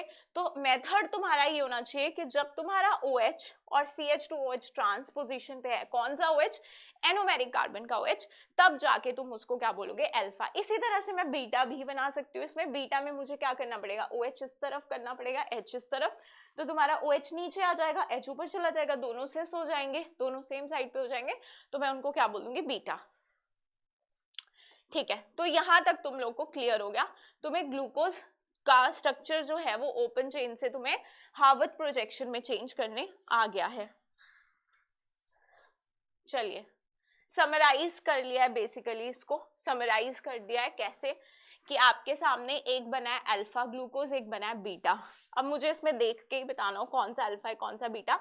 तो एनोमेरिक कार्बन ढूंढ लिया मैंने, ये है, ठीक है, ये वाला एनोमेरिक कार्बन है, ये मेरा CH2OH है, तो ये दोनों कैसे हैं, ट्रांस, तो ये है अल्फा, और यहाँ पर एनोमेरिक कार्बन है ये, इसका OH, और यहाँ पे मेरा CH2OH, ये दोनों भी क्या है, ट्रांस पोजीशन पे हैं, ये दोनों भी ट्रांस पोजीशन पे है, तो ये तुम्हारा क्या है, अल्फा। यहाँ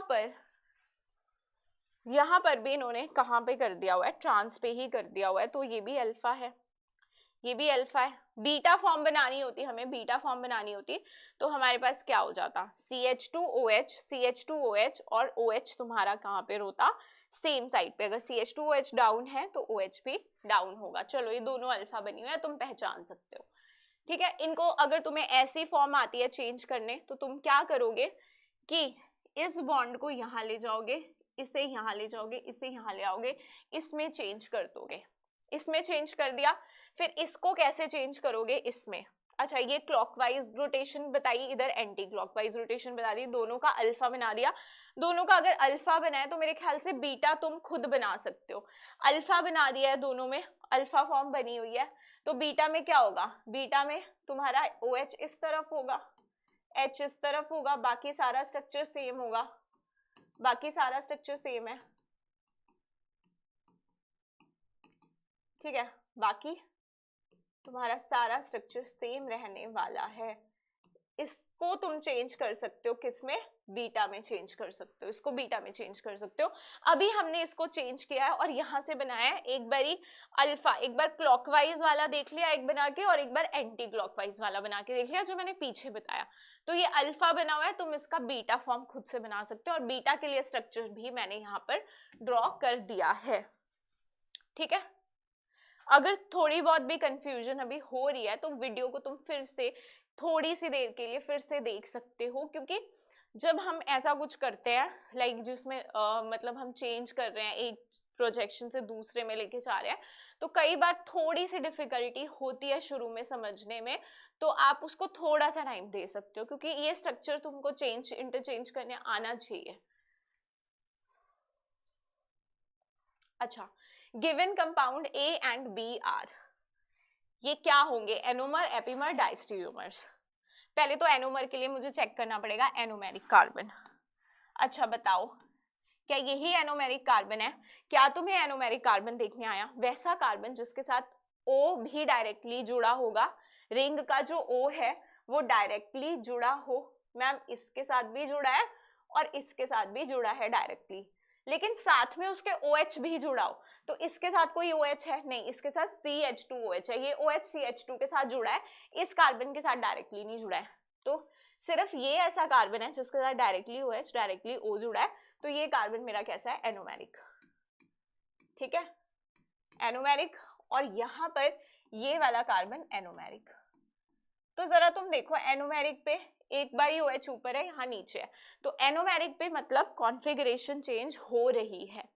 कायरल सेंटर भी है, ये अलग है, ये अलग है, ये बॉन्ड अलग है, ये सारे ग्रुप्स अलग है, कायरल सेंटर है, तो किसी एक कायरल सेंटर पे अगर कॉन्फ़िगरेशन चेंज हो जाए तो उसे एपीमर तो बोलते ही हैं, लेकिन अगर एनोमेरिक पे हो तो स्पेशली उसको एनोमर भी बोल देते हैं, लेकिन anomer is a type of epimer only.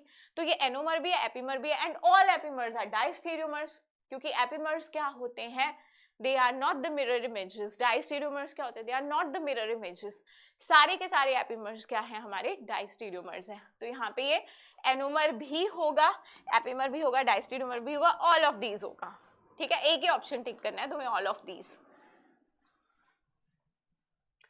चलिए, now draw cyclic structure of D mannose and D galactose.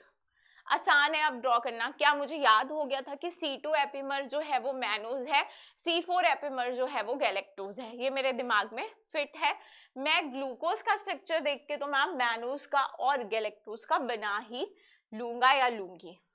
ये क्या दिया है, ग्लूकोज, बना दो। ग्लूकोज में C2 पे चेंज करना है ना, ये है तुम्हारा। अच्छा C1 C2 कौन है, फर्स्ट कार्बन कौन होता था, ये भी तो समझना पड़ेगा ना।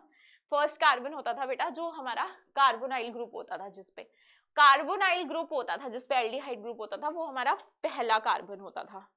पहला कार्बन ही तो एनोमर में चेंज हुआ, तो ये मेरा फर्स्ट कार्बन, ये सेकंड, ये थर्ड, ये फोर्थ, ये फिफ्थ, और फिफ्थ करता था ना अटैक, फिर ही तो ये रिंग बनती थी।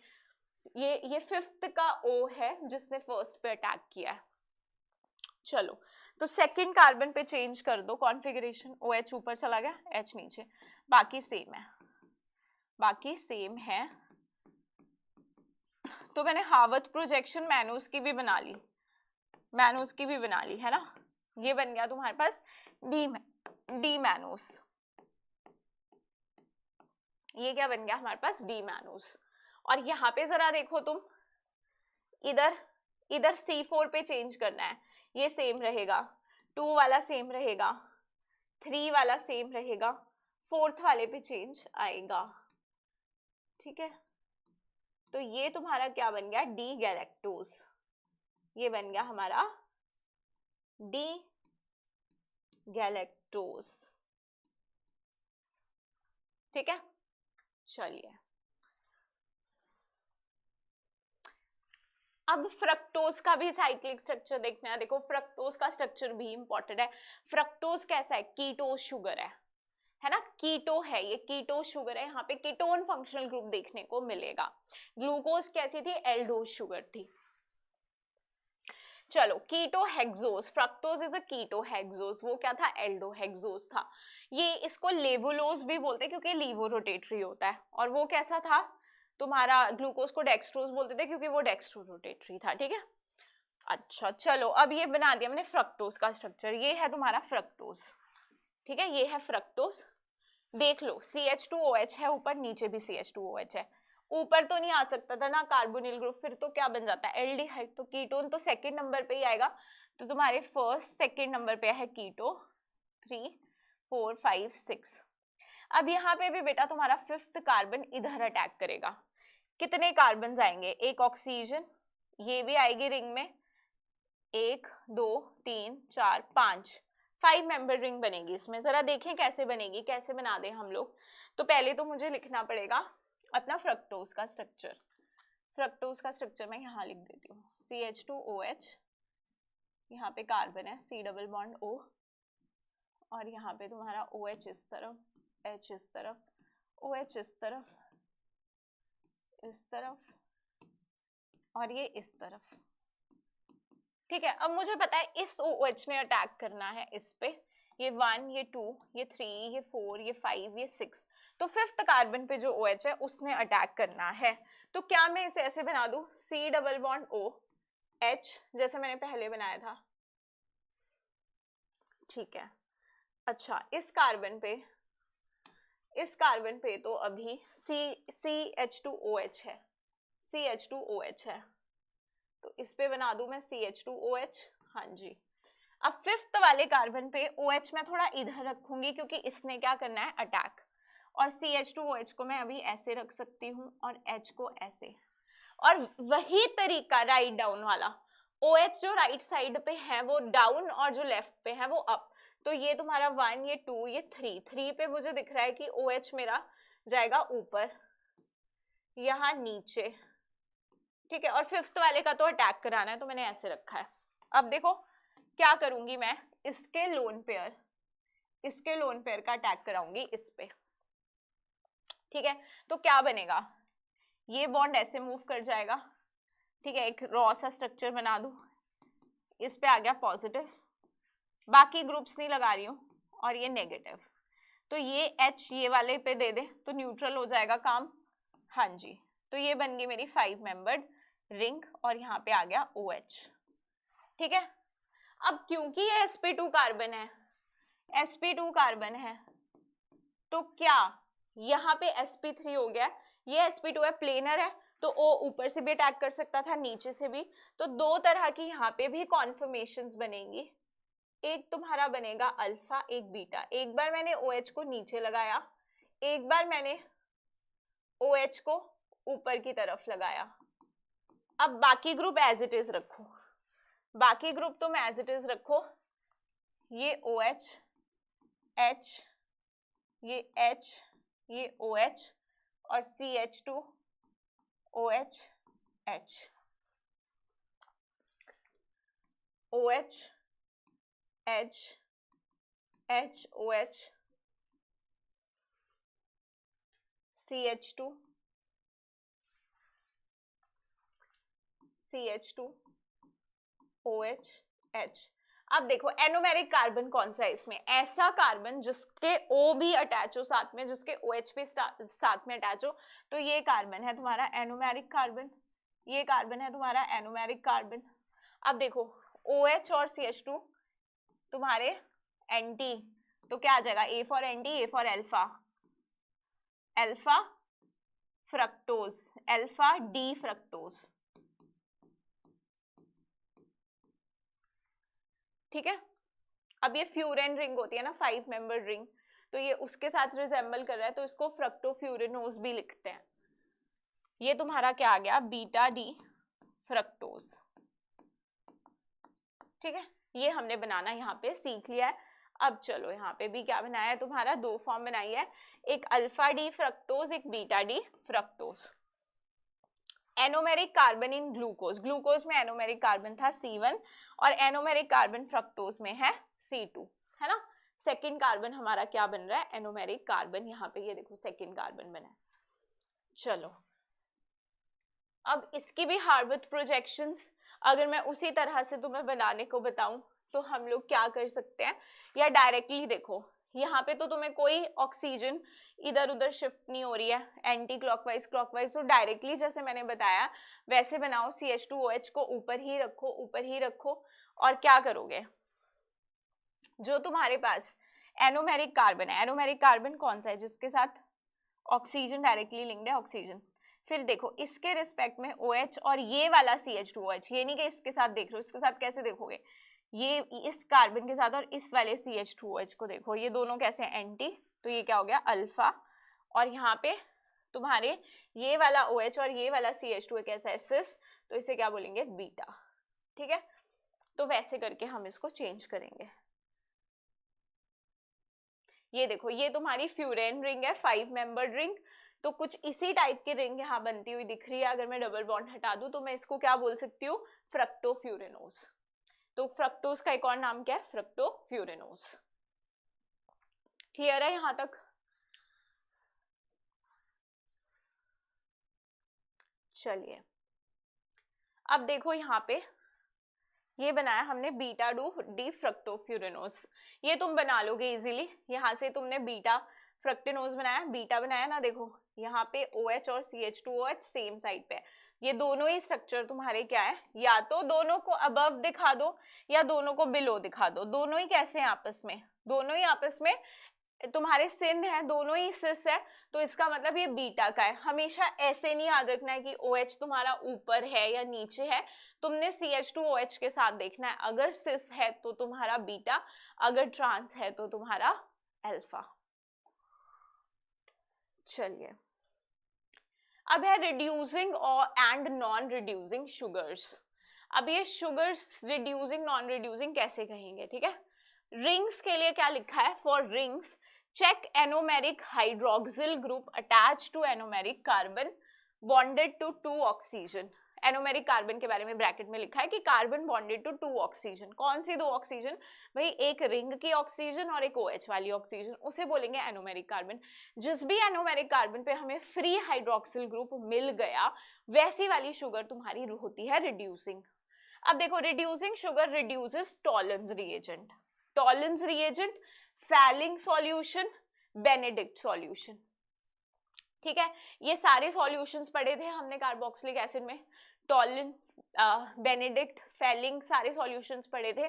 तो क्या करता था ये हमारे पास, टॉलिन, फेलिंग्स, बेनेडिक्ट, ये करते थे हमारे एल्डिहाइड को किस में चेंज कर देते थे, एसिड्स में चेंज कर देते थे, है ना।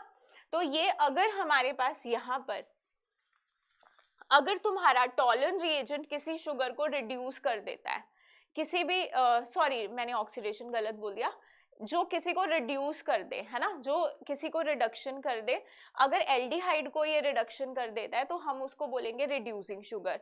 अगर ये मान लो तुम्हारा फ्रक्टोज को भी रिड्यूस कर देता है तो वो भी हमारी रिड्यूसिंग शुगर कहलाएगी, ठीक है। तो टॉलेंस रिएजेंट, बेनेडिक्ट रिएजेंट और हमारे पास अगर फेलिंग सॉल्यूशन है, अगर वो तुम्हारे इन कंपाउंड्स को रिड्यूस कर देते हैं तो हम इनको क्या बोल सकते हैं, रिड्यूसिंग शुगर। तो देखते हैं किसको किसको रिड्यूस कर सकता है।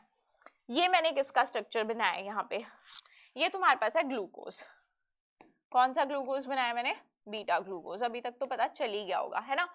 अब देखो बेटा ये जो तुम्हारा टॉलेंस रिएजेंट है, ये टॉलेंस रिएजेंट तुम्हारा क्या था, एमोनिकल सॉल्यूशन ऑफ सिल्वर नाइट्रेट था ना, एमोनिकल सॉल्यूशन ऑफ सिल्वर नाइट्रेट को हम बोलते थे। तो मीडियम कैसा था इसमें, बेसिक मीडियम था, तो मैंने यहाँ पे क्या ले लिया, OH नेगेटिव। अब OH नेगेटिव से क्या होगा यहाँ पे जरा, यहाँ पे इसको दिख रहा है ये एसिडिक प्रोटॉन, तो ये क्या करेगा, इसे एब्स्ट्रैक्ट कर लेगा। इसे अगर ये एब्स्ट्रैक्ट कर ले तो यहाँ पे क्या आ जाएगा, नेगेटिव चार्ज, और जब ये नेगेटिव चार्ज यहाँ मूव करेगा तो ये बॉन्ड जाएगा ब्रेक, क्योंकि कार्बन 5 बॉन्ड नहीं बनाएगा। अब तुम सोचोगे कि मैम इसने सिर्फ यही वाला OH क्यों लिया, यही OH का H क्यों नहीं लिया, यहाँ तो इतने सारे OH हैं। तो मुझे ये बताओ, किसी और का अगर ये H एब्स्ट्रैक्ट कर भी लेता है तो कोई रिंग टूटेगी, कुछ नहीं होगा उससे।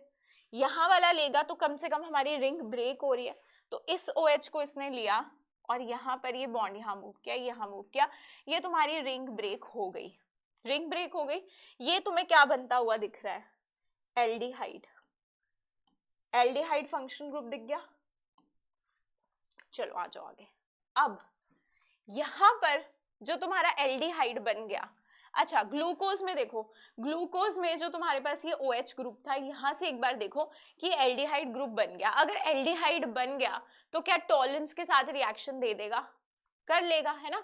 एल्डिहाइड कर लेते हैं, कीटोन नहीं करते हैं, है ना, कीटोन। अब देखो एक और पॉइंट आएगा, एल्डिहाइड है तो मतलब ये क्या करेगा, टॉलरेंस टेस्ट हमारा दे देगा, तो हम उसे क्या बोल देंगे, रिड्यूसिंग शुगर। लेकिन अगर मैं बात करूं नॉन रिड्यूसिंग शुगर्स की, अगर मान लो यहाँ पे ये OR है तो यहाँ पे कोई एसिडिक H नहीं है, तो ये रिंग तो नहीं खुलेगा, एल्डिहाइड तो नहीं बनेगा। तो अगर तुम्हें एनोमेरिक कार्बन पे कोई भी फ्री OH नहीं दिख रहा है तो इसका मतलब वो शुगर्स कैसी है, नॉन रिड्यूसिंग।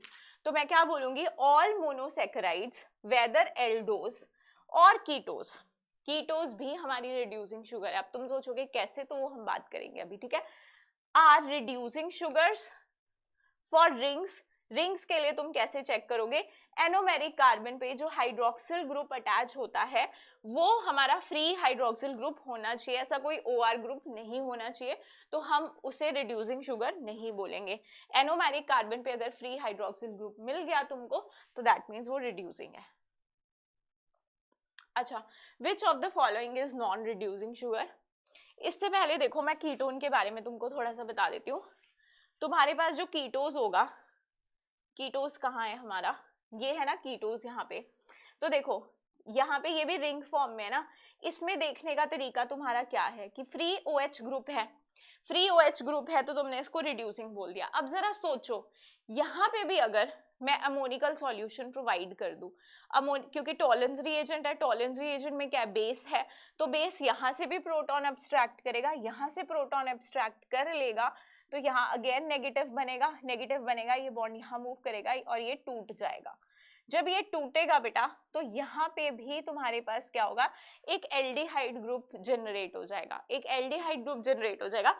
इसीलिए जो तुम्हारा फ्रक्टोज है वो भी तुम्हारा टॉलरेंस टेस्ट दे देता है, वो भी हमारा टॉलरेंस टेस्ट दे देता है। तो हम सिर्फ ऐसे याद रख सकते हैं कि जितने भी मोनोसैकेराइड्स है, जितने भी मोनोसैकेराइड्स हमने अभी तक पढ़े, जो मैंने तुम्हें प्रॉपर चार्ट बनवाया था, वो सारे ही रिड्यूसिंग है, ठीक है, वो सारे रिड्यूसिंग है।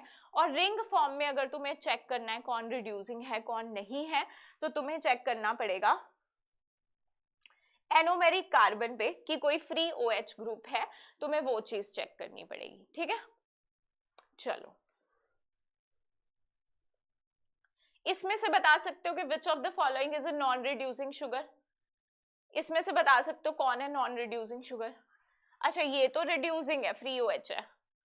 यहाँ पे मुझे बताओ, इससे अगर तुम देखो तो यहाँ पे क्या आ रहा है, OMe, मतलब यहाँ कोई फ्री OH ग्रुप नहीं है, ये है तुम्हारा एनोमेरिक कार्बन, यहाँ कोई फ्री OH ग्रुप नहीं है। ये देखो ये चेयर फॉर्म में बना है, एनोमेरिक कार्बन कैसे ढूंढोगे मैम, ये कार्बन 2 ऑक्सीजन से जुड़ा है, इससे भी और इससे भी, ये एनोमेरिक है और यहाँ पे फ्री OH ग्रुप है, तो ये भी हमारी रिड्यूसिंग है।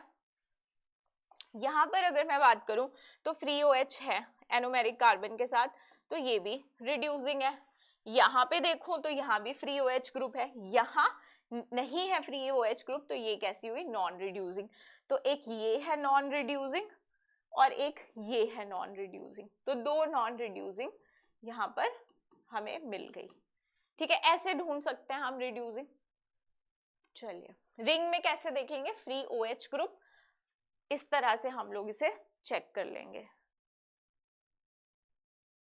चलो अब है तुम्हारे पास AIPMT मेन 2010 का क्वेश्चन, फ्रक्टोज रिड्यूसेस, मतलब इस कॉन्सेप्ट पे तुम्हारा यहाँ पे क्वेश्चन आ चुका है, ठीक है, क्वेश्चन नहीं है, ये कॉन्सेप्ट है।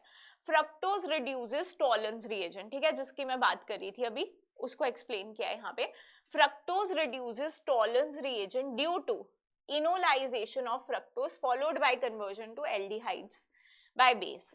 देखो ये तुम्हारा बेस है OH, इसको देखो हम एक और तरीके से समझेंगे। अभी कैसे समझेंगे हम लोग यहाँ पे, कि यहाँ पे तुमने अगर नाम सुना हो रिवर्स टॉटोमेरिज्म का, रिवर्स टॉटोमेरिज्म का नाम सुना हो, तो उससे हम इसको समझ सकते हैं कि यहाँ पर ये जो तुम्हारा बॉन्ड है, ये वाला बॉन्ड है, ये कहाँ मूव करेगा, यहाँ मूव कर जाएगा, ठीक है। देखो यहाँ पे मूव करा है। अब इसके बाद जो ये H है, ये वाला जो H है, ये मूव कर जाएगा इस कार्बन पे, और ये बॉन्ड मूव कर जाएगा इस कार्बन पे, ठीक है। तो ये हमारे पास क्या बन गया यहाँ पे, CH double bond O, CH double bond O बन गया। तो इसका मतलब मेरे पास क्या बन गया, एल्डिहाइड ग्रुप। कैसा ग्रुप बन गया यहाँ पे, एल्डिहाइड ग्रुप बन गया, ठीक है। तो इस एल्डिहाइड ग्रुप को अगर मैं देखूं, अब ये दोनों तरह के बन सकते हैं, OH इस तरफ भी आ सकता था या OH इस तरफ भी आ सकता था, ठीक है। अगर मेरा OH इस तरफ लगा हुआ है तो इसे, इसका नाम क्या हो गया, डी ग्लूकोज। और जब सेकंड ग्लूकोज का जो C2 एपिमर होता है वो क्या होता है, मैनोज। ये क्या है तुम्हारा, मैनोज बन गया है, ठीक है। तो तुम ये देख सकते हो यहाँ से ग्लूकोज, अपना ग्लूकोज और ये मैनोज, ये तो दोनों ही टॉलरेंस टेस्ट देते हैं। और ये हमने किसको चेंज किया है इसमें, फ्रक्टोज को चेंज किया है। कैसे चेंज किया है हमने, बेस के प्रेजेंस में, और टॉलरेंस में तो होता ही है बेस, वो तो ammoniacal solution of silver nitrate है, तो वहां तो बेस अवेलेबल ही है। तो इस तरह से हमारे पास क्या हो जाता है, फ्रक्टोज जो है वो चेंज हो जाता है एल्डिहाइड ग्रुप में, इसीलिए जो फ्रक्टोज है वो टॉलरेंस टेस्ट देता है। सो यहाँ देखो, alkaline solution of fructose contain glucose, fructose, mannose. जो एल्केलाइन सॉल्यूशन होता है वहां पे फ्रक्टोज भी मिलेगा, ग्लूकोज भी मिलेगा और मैनोज भी मिलेगा, ठीक है। स्ट्रक्चरल इल्यूसिडेशन डिटर्मिनेशन ऑफ ग्लूकोज, देखो एनसीईआरटी में टॉपिक दिया हुआ है हमें प्रॉपर्ली, कि मुझे अगर पता करना हो कि ग्लूकोज का स्ट्रक्चर कैसा होगा, कौन सी पोजीशन पे कौन कौन से ग्रुप्स होंगे, तो मैं कैसे पता करूंगी, बताओ।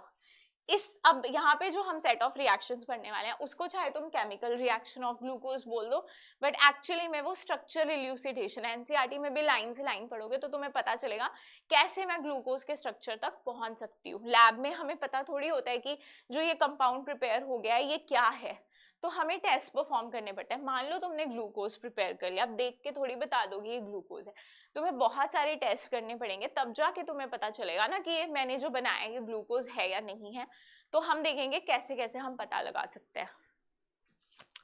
चलो, तो सबसे पहला रिएक्शन दिया है हमें, रिडक्शन। अगर मैं ग्लूकोज का रिडक्शन करा दूं किसके प्रेजेंस में, रेड फॉस्फोरस HI, या तो मैं डायरेक्टली HI और हीट भी गिवन हो सकता है, या रेड फॉस्फोरस HI गिवन हो सकता है।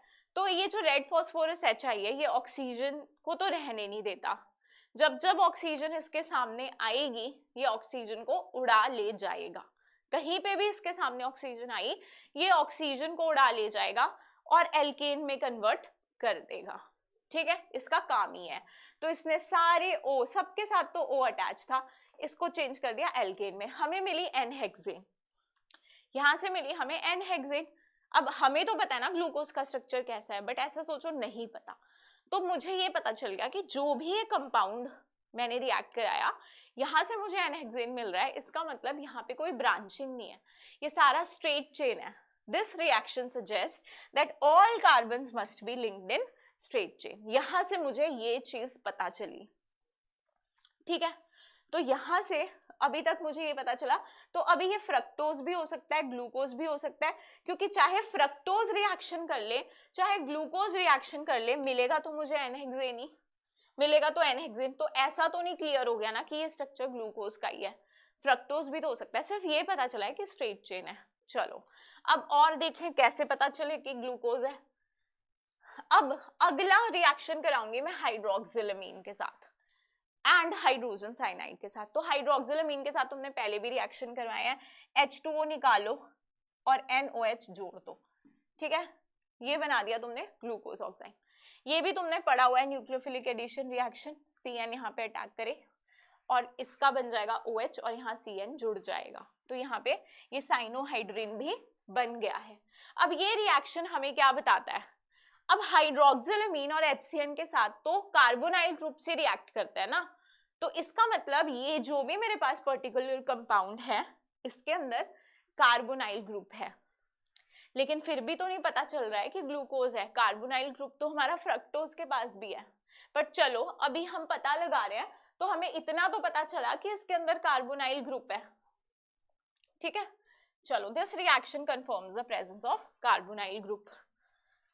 आगे चलो, अब अगर मैं इसकी ऑक्सीडेशन करवा दूं, इसकी ऑक्सीडेशन करवा दूं टोलेंस के साथ, फेलिंग के साथ, ब्रोमीन वाटर के साथ, HNO3 के साथ, तो देखो टोलिन के साथ कर जाएगा तुम्हारा CHO COH में चेंज हो जाएगा, है ना, तो फिर तुम्हारे पास और Ag जो तुम्हारा है वो इधर Ag पॉजिटिव में होता है, यहाँ पे ये Ag जीरो ऑक्सीडेशन स्टेट में, ये सिल्वर मिरर टेस्ट इसको बोलते हैं। तो ये Ag जब मुझे सिल्वर मिरर मिल जाएगा, मुझे पता चल जाएगा कि इसने टॉलेंस टेस्ट दे दिया है, और तुम्हारा फेलिंग सॉल्यूशन में तुम्हें यहाँ पे Cu2O के रेड पीपीटी मिलेंगे अगर तुम यहाँ पे फेलिंग सॉल्यूशन के साथ टेस्ट करवाओगे। अच्छा, तो अब ये जो हमने पहले पढ़ा कि मैम टॉलेंस के साथ तो फ्रक्टोज भी टेस्ट दे देता है, टॉलिन के साथ हमारा ग्लूकोज भी टेस्ट दे देता है, तो इससे थोड़ी पता चल गया कि ये ग्लूकोज है। सही बात है, नहीं पता चला। पर ये जो ब्रोमीन वाटर ले रही हूँ ना मैं नेक्स्ट, ब्रोमीन वाटर देखो क्या कर रहा है, CHO को COH में चेंज कर दे रहा है। अब ये जो फ्रक्टोज है ना, फ्रक्टोज ये टेस्ट नहीं देता, fructose does not react with Br2 water, क्योंकि उसमें क्या है, कीटोनिक ग्रुप, कीटोन जो है वो ब्रोमीन वाटर के साथ रिएक्ट करके COH नहीं देने वाले।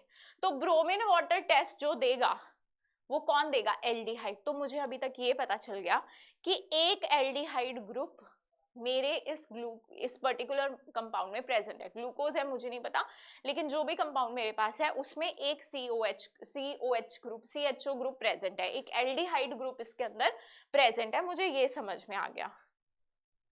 चलो, उसके बाद HNO3 से अगर बेटा मैं रिएक्शन कराऊंगी तो HNO3 कैसा, एक स्ट्रॉन्ग ऑक्सीडाइजिंग एजेंट है। ये कैसे थे, माइल्ड ऑक्सीडाइजिंग एजेंट थे। HNO3 क्या करेगा, इस CHO को भी ऑक्सीडाइज कर देगा और इस CH2OH को भी ऑक्सीडाइज कर देगा, तो क्या बना देगा, COH, सैकरिक एसिड इसको बोलते हैं, ठीक है। अब ऐसा कर दिया इसने, दोनों को रिड्यूस कर दिया। अब दोनों को रिड्यूस कर दिया तो अब अगर मैं सोचूं तो मेरे पास, अगर मैं सिर्फ HNO3 से रिएक्शन कराती हूँ तो मैं ये भी सोच सकती हूँ, हो सकता है ना कि ऊपर भी प्राइमरी अल्कोहल हो, नीचे भी प्राइमरी अल्कोहल हो, या ऊपर भी एल्डिहाइड हो, नीचे भी एल्डिहाइड हो। मुझे HNO3 से ये थोड़ी पता चलेगा कि एक इसके पास एल्डिहाइड है, एक इसके पास प्राइमरी अल्कोहल है।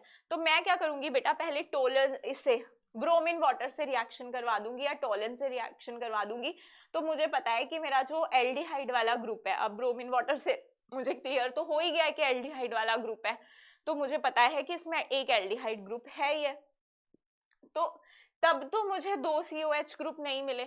फिर मैं सेकेंड टाइम ब्रोमीन HNO3 के साथ रिएक्शन कराया तो मुझे COH ग्रुप मिले, तो इससे मुझे क्लियर हो गया कि इसके अंदर सिर्फ एक प्राइमरी अल्कोहल वाला ग्रुप है, 2 CHO तो नहीं है, क्योंकि टोलेंस के साथ फिर 2 रिएक्ट करते।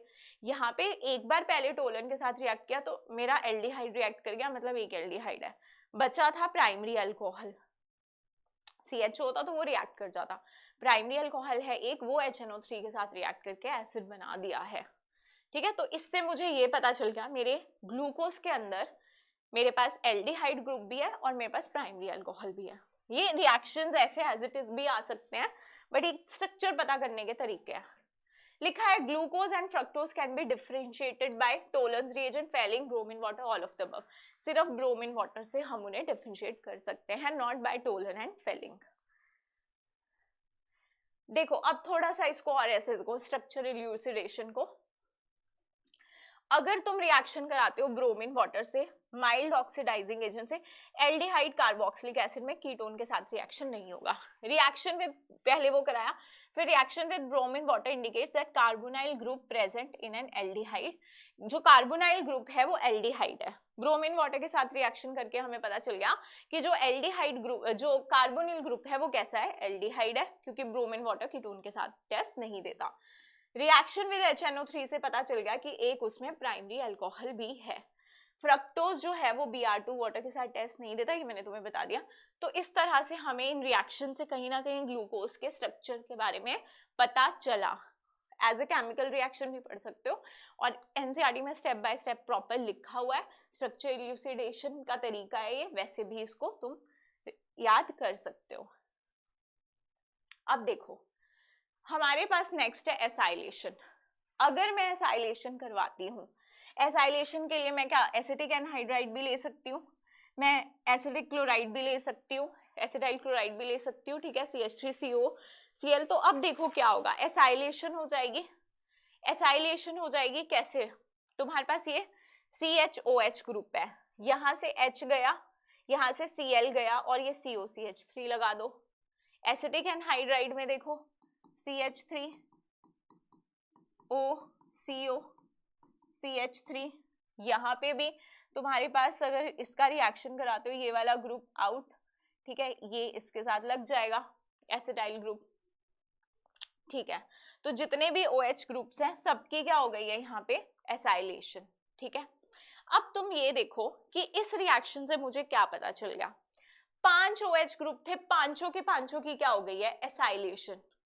मुझे ये पता है कि ग्लूकोज में ऐसे 5 कार्बन हैं जिनके साथ OH ग्रुप अटैच है, और एसाइलेशन से मुझे क्या मिला कि पांचों के पांचों ग्रुप्स की एसाइलेशन हो गई है, क्योंकि मास में चेंज आया होगा, हाइड्रोजन का मास 1 और जो हमारा ये एसाइल है इसका मास ज्यादा होगा, कुछ 43 के करीब होगा, है ना।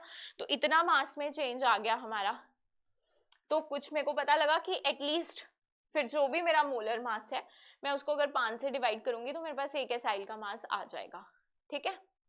तो मुझे ये पता चल गया कि यहाँ पे जितने भी 5 OH ग्रुप थे सबकी एसाइलेशन हो गई है।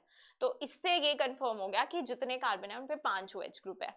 अच्छा, एक पे नहीं हो सकते थे 2 OH ग्रुप, अलग अलग कार्बन पे ही क्यों OH है, क्योंकि ये जो कंपाउंड बना है ये स्टेबल है, ये सजेस्ट करता है कि 5 OH group should be attached to different carbon. अगर एक कार्बन पे होते तो पानी निकल जाता, ठीक है। तो जो 5 कार्बन है उन सब पे OH लगे हुए हैं, और एक अल्कोहल प्राइमरी है वो पहले ही पता चल गया था, और एक इसमें एल्डिहाइड ग्रुप है वो भी ब्रोमीन वाटर से मुझे पता चल गया था, ठीक है। अब ये कुछ तुम्हारे पास साइक्लिक स्ट्रक्चर के लिए एविडेंस है, साइक्लिक स्ट्रक्चर के लिए एविडेंस है, पूछ सकते हैं। जो ग्लूकोज होता है वो शिफ्ट टेस्ट नहीं देता है, NaHSO3 के साथ रिएक्ट नहीं करता है, 2,4-DNP के साथ रिएक्ट नहीं करता, जबकि एल्डिहाइड्स करते हैं। लेकिन साइक्लिक में तो एल्डिहाइड नहीं होता ना, साइक्लिक फॉर्म में थोड़ी एल्डिहाइड ग्रुप बचता है, वो किस में चेंज हो जाता है, एसिटल में, हेमी एसिटल में चेंज हो जाता है। तो इसका मतलब अगर ये टेस्ट नहीं दे रहे हैं तो ग्लूकोज कैसा है, ग्लूकोज हमारा साइक्लिक फॉर्म में प्रेजेंट है, ये एविडेंस है साइक्लिक के लिए। Do not react with hydroxylamine. Pentacetate of glucose does not react with hydroxylamine. Indicates the absence of free CHO group. अगर free CHO group होता तो इन सब के साथ react कर जाता. The structure of glucose explained most of its properties, but the following reactions and facts could not be explained by open structure of glucose, evidence of cyclic structure of glucose. यहाँ से हमें पता चला कि cyclic structure भी exist करता है glucose का. तो पूछ सकते हैं कि कौन से ऐसे टेस्ट है जो हमारा ग्लूकोज नहीं देता है और उससे प्रूव होता है कि साइक्लिक फॉर्म में वो एग्जिस्ट करता है. In the given reaction value of N is glucose plus phenylhydrazine glucosazone बना रहा है. अभी ये ओसाजोन वाला क्वेश्चन है, इसके लिए पहले तुम्हें ये समझना पड़ेगा ओसाजोन कैसे बनती है, फिर तुम इसे कर लोगे आराम से, ठीक है. देखो ओसाजोन फॉर्मेशन के लिए हमें क्या चाहिए होता है, फिनाइल हाइड्रोजीन. हाइड्रोजीन का स्ट्रक्चर सबको याद है, हाइड्रोजीन का स्ट्रक्चर सबको याद है. यहां से एक H हटा के, यहां से एक H हटा के यहाँ पे फिनाइल ग्रुप लगा दो, ये तुम्हारा बन गया फिनाइल हाइड्रोजीन. अब देखो बेटा ध्यान से, इसका कोई बहुत ऐसा डिटेल मैकेनिज्म नहीं है, जैसे मैं सिखा रही हूँ तुम्हें वैसे इसको समझना पड़ेगा. क्या होता है यहाँ पे, ये है तुम्हारा COH ग्रुप. इसे ओपन करके अगर तुम ऐसे लिख दो तो कुछ ऐसा ग्रुप है, और तुम्हें पता है रिएक्शन कैसे होगा, यहाँ से H2O निकालो और इस ग्रुप को यहाँ पे जोड़ो. हमने ऐसे रिएक्शन पहले पढ़े हैं.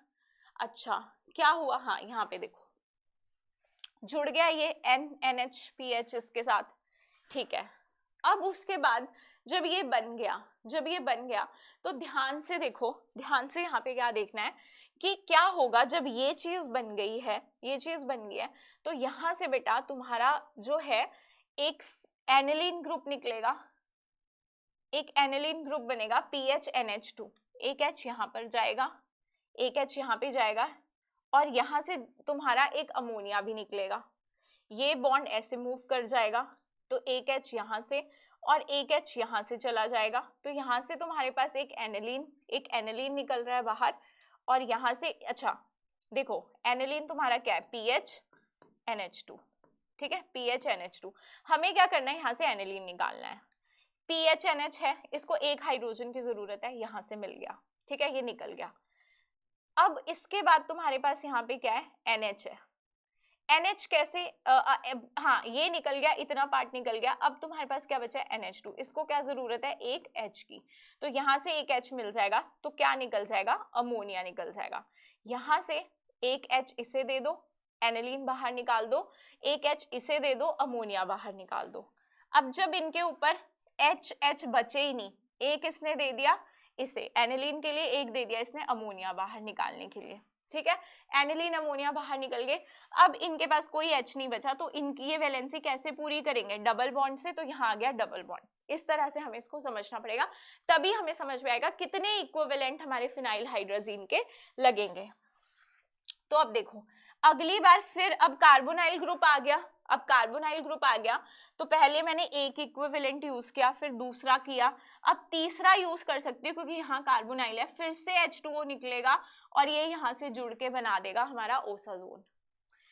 हाँ जी, अब तुम सोचोगे भाई नीचे भी तो OH ग्रुप्स है, उनके साथ भी ओसाजोन बना ले। देखो ये बल्कि ग्रुप्स भी है ना, तो इतना सारा दो के बाद ये नहीं जुड़ सकते, फिनाइल हाइड्रोजन दो के बाद नहीं जुड़ सकते, सिर्फ दो ही जुड़ते हैं, उससे ज्यादा ये नहीं जुड़ सकते हैं, तो सिर्फ यहाँ तक ही बनेगा, इसके आगे नहीं। तो तुम्हें इसको देख के लगेगा कि सिर्फ 2 बार ही फिनाइल हाइड्रोजन आया होगा और जुड़ा होगा, लेकिन एक्चुअल में 3 इक्विवेलेंट फिनाइल हाइड्रोजन के यूज यहाँ पर हुए हैं। तो अब तुम ध्यान से देखो कि सेकंड कार्बन तक हुआ है ये, और नीचे अगर मैं स्ट्रक्चर बोलूं तो फ्रक्टोज का, ग्लूकोज का, मैनोज का, सबका स्ट्रक्चर सेम होता है, सिर्फ यहाँ पे डिफरेंस होता है, ठीक है। सेकंड कार्बन तक यहाँ पे क्या होगा, एल्डिहाइड ग्रुप होगा, मैनोज में भी एल्डिहाइड ग्रुप होगा, फ्रक्टोज में कीटो ग्रुप होगा, तो यहाँ तक डिफरेंट है। नीचे का जो स्ट्रक्चर है वो तीनों का सेम है, तो क्या मैं ऐसा बोल सकती हूँ कि फ्रक्टोज का, ग्लूकोज का, मैनोज का, इन तीनों का जो ओसाजोन होगा, तुम देख भी सकते हो, तीनों का ओसाजोन क्या बनेगा, सेम ही बनेगा। तो ऐसा भी क्वेश्चन हमसे पूछा जा सकता है। तो अब ये क्वेश्चन बता दो, इन the given reaction glucose and phenyl hydrogen glue का ओसाजोन दे रहा है, कितने इक्विवेलेंट यूज हुए हैं, कितना वैल्यू ऑफ एन क्या होगा, 3 बार यूज हुआ है।